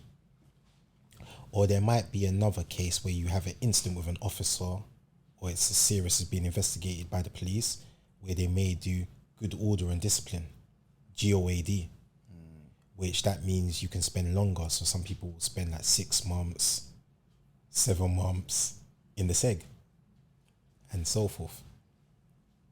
Even more, 1 year, year and a half, especially being long-termers. But then you have what is called the CSC, the Close Supervision Center. So if you've heard of a prisoner by the name of Charles Bronson, yes, that's what I was on. So the CSC is less than 1% of prisoners would ever experience that. And it's a system that is in place that houses what they believe the very worst in the whole entire country of prisoners. You roughly have about probably 50 or less than 50 spread it out across the whole high security estate, like in segs or units. Right. It all depends on regards to your unlock level. So what initially happened, even in my case, so when they said they were admitting me into the CSC, at first they make reports. That reports will probably it took me about 7.5 months. So I was down their seg for 7.5 months. Isolated from everyone. Yeah. 7.5 months. Wow. Then eventually they will receive confirmation from, at first the mothership was Wood Hill, saying that we agree with this assessment, and so now he will go to further assessment at Wood Hill, which is that's their unit where they assess you whether you're going to be staying or you can go back onto general population. So I arrived, but the thing was, I was on a 7-man unlock, full PPE, with also a dog handler and double ratchet, so double handcuffed and handcuffed to. So sorry to cut you off. Let's not skirt over that point, right? Because it's almost like you're inhumane at that point. So you've got 7 people. So when you say seven officers on full PPE. So they've got the shields, protective. They've got the batons, they've got the protective, almost like riot gear. That's right, riot gear, right? And then when you say you was double handcuffed, yeah, as in both your hands, both my hands, and then linked to an officer. And also as well, they had dog. They had a dog handler. They had a dog. Yeah, they had a dog there. Yeah. And that scenario in terms of that would happen wherever you would go. That would have to be the way you 100%. You would need to move. If I need to use the phone, if I need to use the shower, it has to go through that process. Wow. With they said they didn't trust me. So because they didn't trust me as well, that initially I had to because what they tend to do when they come in, they tend to give you orders, directions. So they will open up your flap And then you would have somebody that will give you the commands. So they'll say, Mr. Patterson, could you go to the end of your cell, face the windows, place your hands on your head, interlock your fingers, and then with my command, the door's gonna open slowly. With my command, you slowly walk to us. Any sudden movements, you'll be taken down. But in my case, because they didn't trust me initially, I had to sit on the floor and interlock my fingers. Then they will come in with the shields, you can hear them, and then they will handcuff me and take me to wherever I needed to be. These officers were more hardened and they were tough and they were good at what they'd done, because obviously they're trained to engage with you, let's say. So these are like the SAS of the prison officers. So they are tough, they are trained, and they're very fit. And yeah, this with me, because there's also levels to this as well, in the sense of I was on a 7-man unlock, full PPE, but there was also some other constraints, let's say. I wasn't allowed to have my toothbrush in there. I wasn't allowed to have trainers. They would also give you clothing which was sometimes 2 sizes smaller. And once I spoke to another professional and he said that they do this in military prisons, it knocks your confidence. So you can see that you're more kind of self-conscious. And this is how they like to do. So all these things were actually happening. And then eventually you start earning, then eventually you get a television, you get all these types of privileges. But initially, it's very... I remember there was one place that I was up in North and they gave me one blanket and it was snowing. It was so cold. I'll never forget this. The blanket was just, I just had one blanket, that's it. I had no undercover, I had nothing, and I was just laying there. And I was thinking, you know what? They're going to try to, I actually thought that I was going to die in prison. And I remember once having a conversation to my mum. And my mum was tearful. And I was saying to my mum, if I die as well, could you make sure that I have an Islamic burial? I said, could you make sure that I just want a simple funeral, and I want to be obviously a white camise. My mom said, what are you talking about? I said, you know what, I just don't trust where this is going. There's a lot of hostility right now. And I just feel that they're waiting for the opportunity. And then they can suffocate me, they can do something to me, and then basically they can justify it. And I said, Mom, as much as I still want time on this earth, but I'm ready to meet my Lord if it comes to that. And I remember my mom was like saying, why are you talking like this for? And she was really upset. And that's the stage that they got me to, because they were doing a lot of things. And there was one scene as well, that there was a nice lady, prison guard. She was a Christian, she believed in the word of God. And so there was some good officers, and I'm going to mention this as well. We're not just going to be one-sided. Of course. And she whispered through the door. She said, look, they've got the officers on. They're looking to set you up. You're gonna come out, and this particular officer, I know we can't name names, this particular officer is going to try to wind you up. Do not go for the bait, because there's a lot of officers waiting around the corner. So I said, okay. So when they opened me up, I already knew. So it was there, my face, wine, you saying that, yeah, I'll give it to you, Patterson, but we're going to break you. But I understood now, which I didn't understand at the time. What he meant was, when he said he was going to break me, they knew that physically, no. But they want to break me mentally so I can go back out into society as a broken man and just complete the cycle again, become a recidivist, repeat offender. So that's what he meant by breaking. Keeping me so angry that with that anger, go back out into my community and destroy my community. And so that's what his aims and objective was. And I refused to give it to him. So anyway, so he done this. I ignored them. They were upset because obviously their plan failed. So what they also done was, now they said, oh, we've received information that you're influencing other guys on the yard. Because what tends to happen as well, the yards are all neighbouring each other, so you always look forward to going out and exercise, just so that you can just seeing other people, you know, just to speak to somebody and so forth. They said you got too much, so what they will do is they will, for a while, they let me go out on the yard by myself, like not having no neighbours on the other yard. I'll be just totally by myself.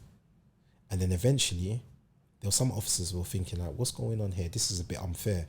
Then they said that I was conditioning their officers as well.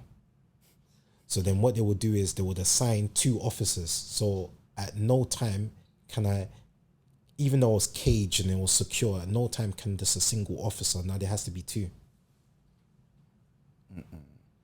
Because they believed that I was influencing their officers. Because some officers had compassion and they were saying that, look, this is unfair. Yeah. Why is he being treated in this way? Man. And just so, how long would you allowed? Like you talked about, you know, going out for exercise, going out in the yard. How long was you allowed out of your cell? An hour? It depends on what environment that you landed on. Some will give you half an hour, and some will give you an hour. It just all depends. And then you're, for the other, let's say 24 hours and 23 hours, you're in your cell. Yeah, that's it. You don't do that. You're CSC. You're dangerous. Wow. And that's it. And depending on what establishment you land on will determine on what their rules and regulations are. For example, there were some places as well that I could only have a shower 3 times a week. Or there was others that you had to make a decision whether you take a shower or you go and exercise. Obviously, I'm going to take a shower. So there was different concepts, or using the phone and so forth. Mentally, bro, man, like, because and excuse the trigger warning, but a lot of people in your position would have broke mentally, and unfortunately, in the prison system, again, trigger warning, a lot of people commit suicide. And I've been next door to some of my companions when they've taken their lives. Really? Yeah, taking their lives. And they used to, sometimes the officers used to say, like, you know, another one bites the dust. So yeah. After someone's taken their life, that's what some of the officers used to say.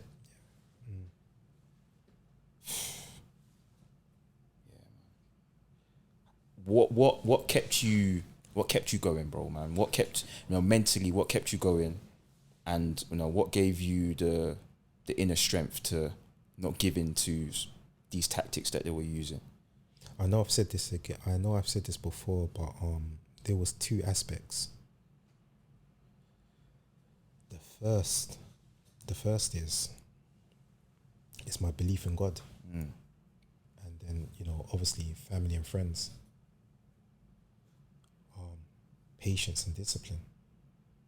And so, what do I mean by this? Belief in God, that God never given you a burden greater than what you can bear. Family and friends, united we stand, divided we fall.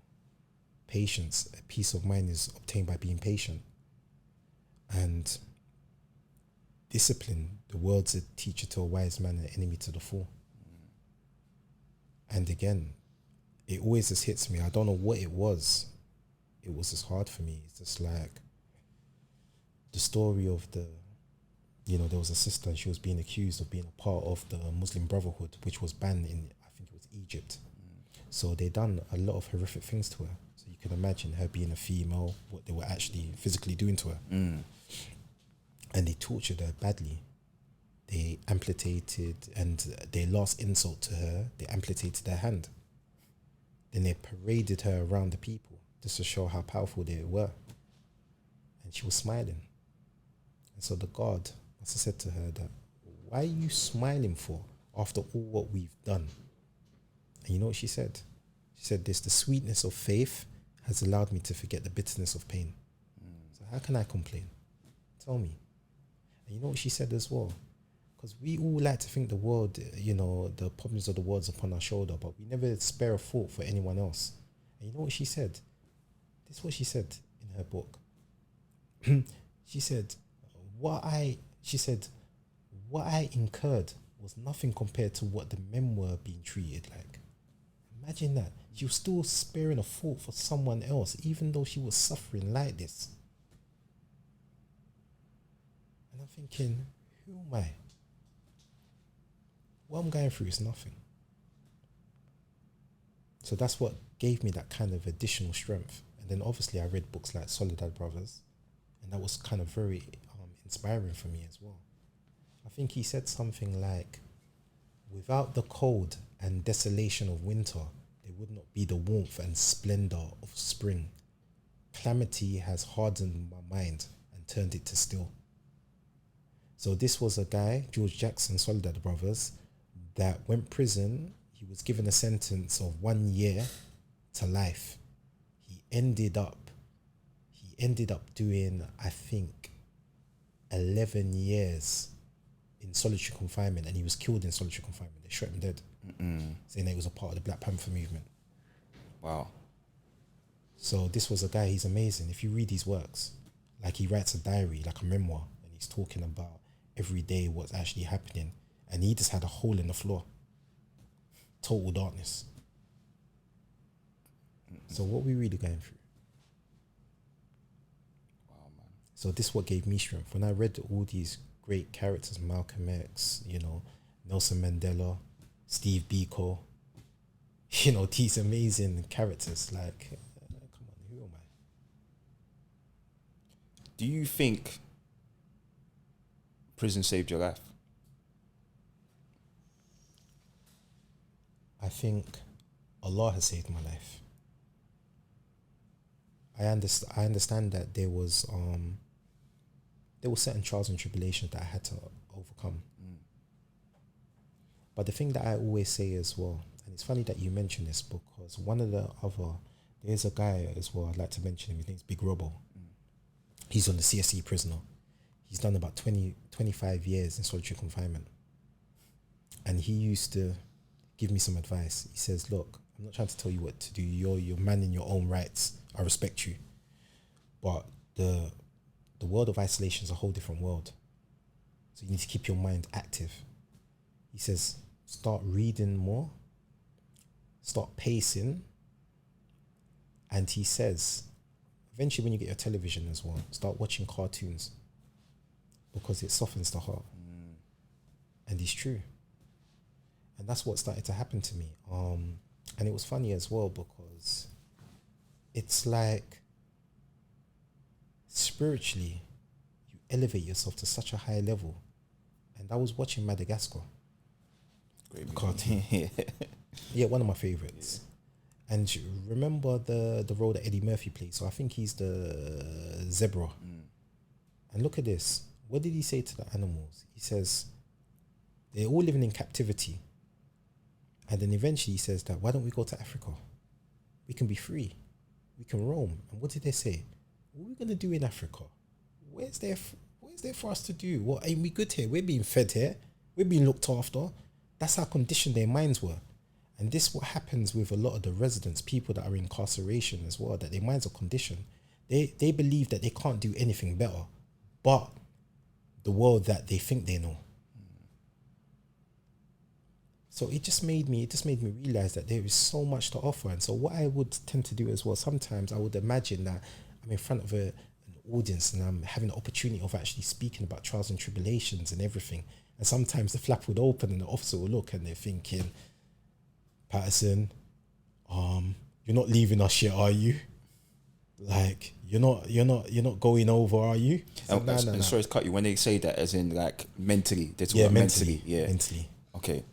Because he will see me talking to myself. Yeah. So and they think you're, Wow. So it's just like, because remember, I'm trying to recall like certain quotes and certain other things, but he's thinking that, Patterson. But it's a little, tongue in cheek, even though we know that with mental health issues, it's not a joke. It's no laughing matter. But yeah. Well, bro, I genuinely think that all of the trials and tribulations we've talked about has meant that your purpose has just got bigger. And now you're in your purpose. And we're going to talk about that. But like I said, the conversation's taken more of a, we've had to talk about trials and tribulations, as I said at the start, just to shed some light on a few situations. But I want to talk about that moment you knew you was coming home. What did that feel like? You caught me off guard there. That moment, I felt it was a dream. I was actually living in a bubble. I remember when I brought the news to my wife and so forth, and she started to cry. And everything just, I don't know, I had so much flashbacks. It was crazy. It was just like, I'm actually going home. And then I remember looking in the mirror and I looked at myself and I realized that, I looked at a picture before, sorry. And then I looked in the mirror and I looked at myself and I said, I've actually aged. I'm not young anymore. Even though I still feel youthful, but I'm not. I'm actually a man now. I'm actually you know, it's weird. And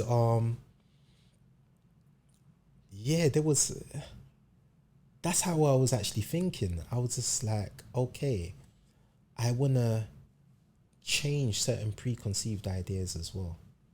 Because what I said before as well, that sometimes when I had conversations with, many of my companions, they didn't mean to. It's not like they were being harsh or disrespectful. But it was always something, their memories or their early memories of me was always something negative.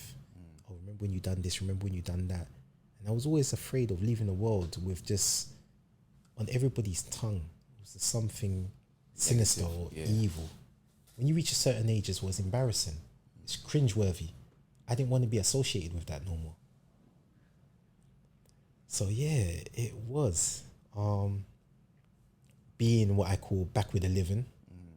It was very weird. It was a weird experience, because what tends to happen as well, that when you're in prison as well, you tend to conjure up. You tend to have this romantic notion of the world, and you create this perfect utopia. But when you come out, you actually see that it's not what you thought it was. I found that many people were disconnected. I felt that what we were searching for in prison, that many people outside were searching for, and that was a peace of mind. And I just felt that sometimes as well, we don't have enough time to sit down and reflect. And so I wanted to play a part as well in order to make the world a better place. Does that make sense? Yeah, absolutely. So, and I realized that all this time we put a lot of emphasis on what people are supposed to be doing when we were in prison, like for us, but I've realized that sometimes they're even struggling more than what we are. Because at least we had, I know it's still bad, at least we were having free food. We had some type of clothing. There's people out here that are suffering, and I actually felt that pinch. Now me being out, me being a responsible adult. So there was a lot of other factors that I'm now realizing, and I would like to apologize to some of the brothers that I was very critical when I used to see them ending up back in prison. I'm thinking, you've been given this opportunity, you just threw it away, but not understanding the difficulties that they were encountering as well. Because remember, when I was released, I fell on my hands and knees. Most people fall flat on their faces. There's a difference. What was the first thing you did when you got released? Like, first meal, first, Oh, I was just about to say censorship. Well, we know that, you know what I'm saying? We know that. But, and it's halal as well, just to let the reviews know. Yeah, bro, man. But like, what was one of the first things you did? Like, where was one of the first places you went and was like, you know what? There was a lot though, because you have to also understand I was in open conditions first. Right. So open conditions, it allowed me the ability to at least, first I had to go out with an officer. Okay. She was nice. I went out with her. And I can see that initially everybody was, I think she took a chance. Like, everybody was hesitant, like, is he going to come back? It's like, am I going to be cool? Am I going to be safe? Like, it's like one of those. Yeah. But she liked me. And she's like, I want to be the first one to take. And, we went around. And we went to this Turkish food shop. But the funniest thing was I kept on tripping up. And there were some young ladies that looking, they were laughing. Like I just kept on tripping. And it felt weird. And I don't know what it was. Outside, it just like the levels, the floor changes. I don't know what it was. I kept on tripping up. I just kept on tripping and like it just felt all weird. It was very fast. But I think the special one was where eventually when I had my first town visit with the wife, it was just so nice. Just to, just feel like it was just me and her. Yeah. We were just holding each other and, went back to the house, ordered some food. It was just nice. Just relaxing. Was there anything that surprised you when you first got released? Like, should I say, not even that, was there anything? What surprised you, right? Because you got to understand, like, 22 years, I'm just trying to think what's happened. Technology has changed so much from so 2000 much. To... Like, little things like social, when I say little things, but social media. Remember, my phone when I was out, it was Motorola with wings. that was the phone. Everybody was stopping like, how much? And it was just like, I come with this technology. I could not operate. It was crazy. Like, one of the things that I identified for first was how disconnected people were. I would see a group of family, like even if they're on the train, on their phones. They're not even communicating with each other, just all on their phones. I'm thinking, like, what's that? They must have looked at me like I'm a weirdo. Like, I'm just looking at them, I'm just observing them. I'm thinking, really? Another thing as well, so it was like, I can only describe it as zombie apocalypse. It's like everybody's zombified, like they're just walking and eating, crashing into you. You're just moving left, right, and he's thinking, aren't you looking where you're going? Like, just focus on their phones. That was one. And how much society has changed. There was an incident once as well, I think me and the wife, petrol station. And I was ordering something, but remember how I know like the card machine and so forth. Yeah. Remember, I'm not used to all this. So prior to your, like, you've never... No. Of course. Remember, I've never... Of course. So, the guy's looking at me, I've approached, and there's a queue behind you. Remember, I'm breaking out in sweat now. Remember, I'm getting nervous now. So I've tapped it. It's not working now. And I'm like... touching. And the guy's looking at me. I'm looking, I can see there's a long queue, and I'm thinking, look, it's not working. He says, no, tap there. So I tapped it. They must have thought weirdo. Not understanding. It's like, it was weird. Or there was another. I was conversing with a gentleman, and he said, this I think you call it airdrop. Just airdrop me. And so he airdropped me, and I went like, wow. And he looked and he said, that's the standard. Like, he just looked at me like thinking, you're a bit of a weird one, aren't you? It was just, it was just like, I was like, wow. It was like, for me, it was like, I said, do that again. Like, so, but you remember was probably Bluetooth, touching phones. No, I didn't have that. You didn't have that? No. Wow. I went in Bluetooth. What are you talking about? Motorola with wings, the Matrix phone. That's what I'm dealing with. I'm not dealing with that. The Nokia when you play the game. Remember the snakes. You didn't have a color screen, bro. You still had a keypad. It's so weird. It was just absolutely crazy. I remember one of the things that I said that one of the things that I didn't want to do as well was have a phone whilst in prison, so they can try to justify, oh look, see, we told you that he's doing criminal links. So I made sure that I never engaged in anything. So I was proper behind, where that some people were a little bit in front because obviously they had certain, let's say they had certain equipment, which I never. So it was all like, I'm thinking, oh man, how does people cope? And everything was super fast. Remember, when you're in prison, it's like a person in the country. You live in a country, now you're going into the city. Everything was going super fast. And I was just like, wow. Everyone is tainted. Not a single person will come out of prison not be tainted. This is the truth. That's the reality. One of the major issues, and my wife helped me through this as well, my family, was people walking behind me. Because you have to remember that in a prison environment, I was used to, like, I've seen horrific things in the sense of someone getting their throat cut from behind, or hot oil. That is horrendous. Someone throwing hot oil on someone. Pouring it. And when you see the person's whole face and everything melts off, this was the issue. So naturally, you're hyper vigilant. I'm still hyper vigilant. So I'm looking around, my wife saying, just focus on me. Just look at me. And I'm just looking at the door. I'm looking here. I'm going here, looking around. Why is that person walking around me for? Then I'm starting to analyze, clocking, and I'm looking, because it's crazy. Because even in prison as well, in high security, when somebody has a pot in their hand and they're walking down the landing, people are moving out the way. Everyone's observing it, like, okay, is that hot oil? Is that ghee? We call it ghee. Or is that naturally a person that's cooking food? So we would naturally, so just tiny little things, or yes, I've had to become accustomed to that as well. Like, you know, being on the tube and somebody really close to you. Yeah. Things like that. People's mannerisms as well. Yeah. That's another thing that I've had to overcome as well. Like, one of my issues as well, if I don't allow you permission as well, please don't touch me.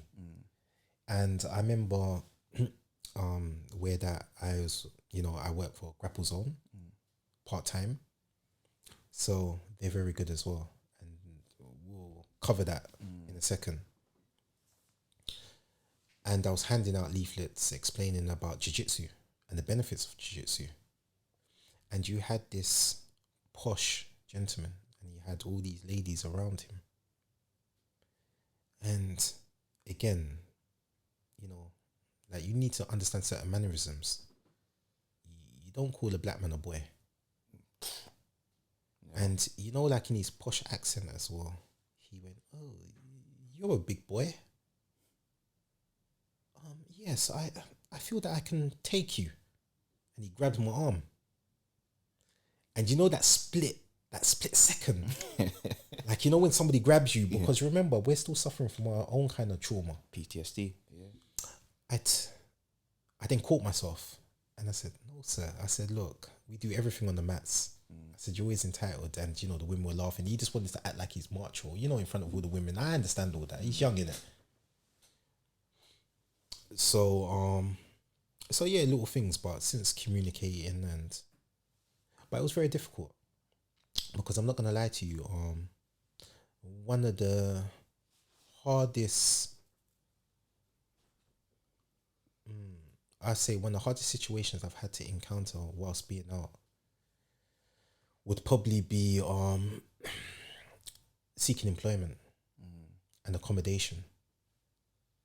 You know, they like to give the impression that they really assist you and they really help you with these things, but the reality of the situation is not. Nobody cares. So it's not within their interest. Accommodation is very important. I've had to, with the wife as well, we've had to go our own way. How can you be splitting a man who's married, saying that I would have to go into like an hostel, and then wait, I'm not single, I'm with my wife, and then the conditions are dire. Sent me one place to view, and the door was like nearly off its hinges. It was like a little, and I can see that the other occupants there were unfortunately addicted to some, you know, various different narcotics. So I knew it's only a matter of time before they kicked the door, the door down and actually take my items. I can see that already. Then occupation was very difficult as well, because, as you're aware, because of all these accusations that were being thrown my way, I was on National Security Division. So that's a whole different team. So they had to notify any kind of place of employment that I had. So what's the likelihood of me being successful in my job application? I've had over 30 knockbacks. So it's very hard until Grapple Zone in Westminster Bridge Road gave me that opportunity. Picked them up for sure. Yes. Timo, Coach Courtney, and Coach Sophia. These were guys that truly understood the essence of community spirit.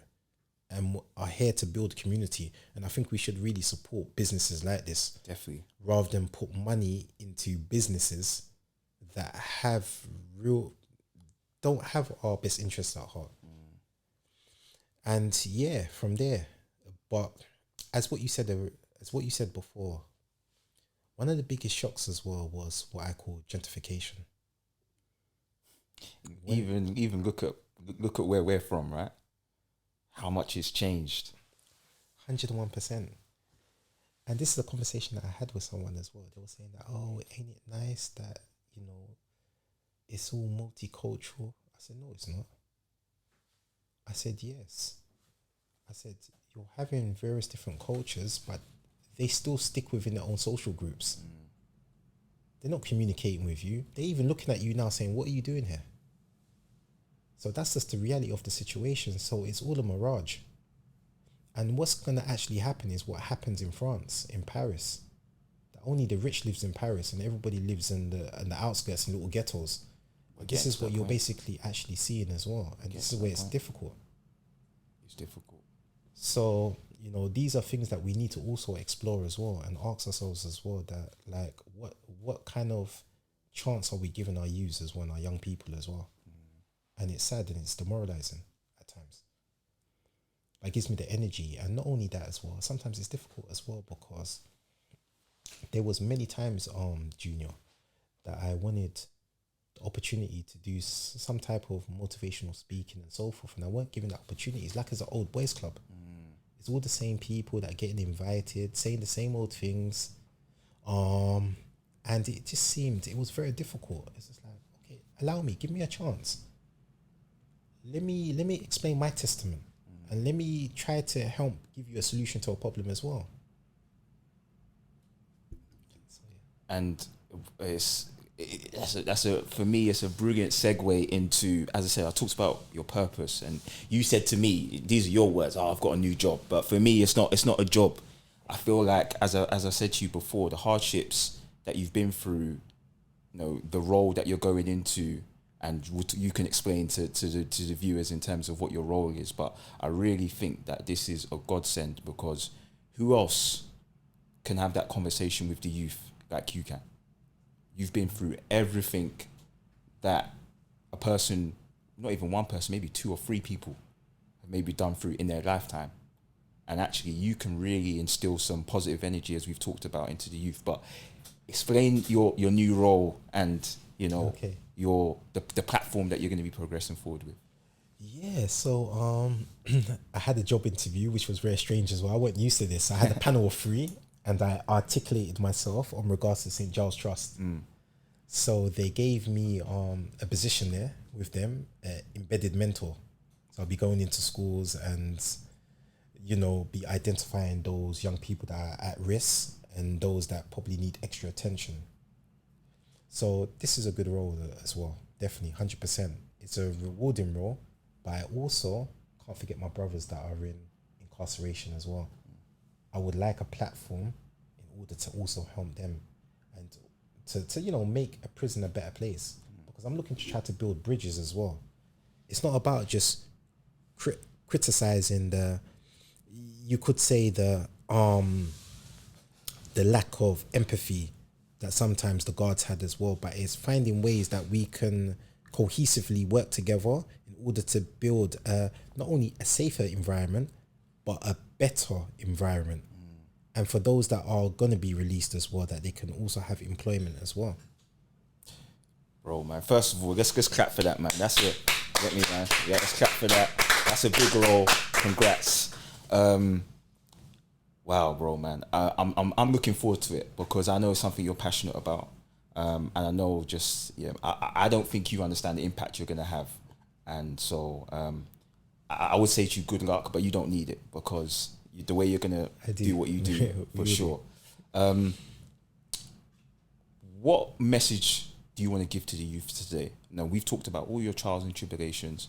If you had a message to the youth of today, or even people who are adults but still try to, let's say, are taking a wrong turn for whatever reason, what would be your message to them? I'd like to share a story because course. I believe that the human mind works through stories sometimes, and this is called the Zen story. So there was two monks coming back from their journey, and they came across a young woman trying to cross the stream. So one of the monks took pity on this lady and carried her on his back and brought her on the other side, put her down, placed her down, and continued his journey. Whilst continuing his journey, his companion became very upset and frustrated about this. And he turned around and he said, "Brother, you know that it's forbidden to touch a woman. Why did you do it?" He looked at his companion and he smiled and he said, "Brother, I left her at the riverbed. Why are you still carrying her?"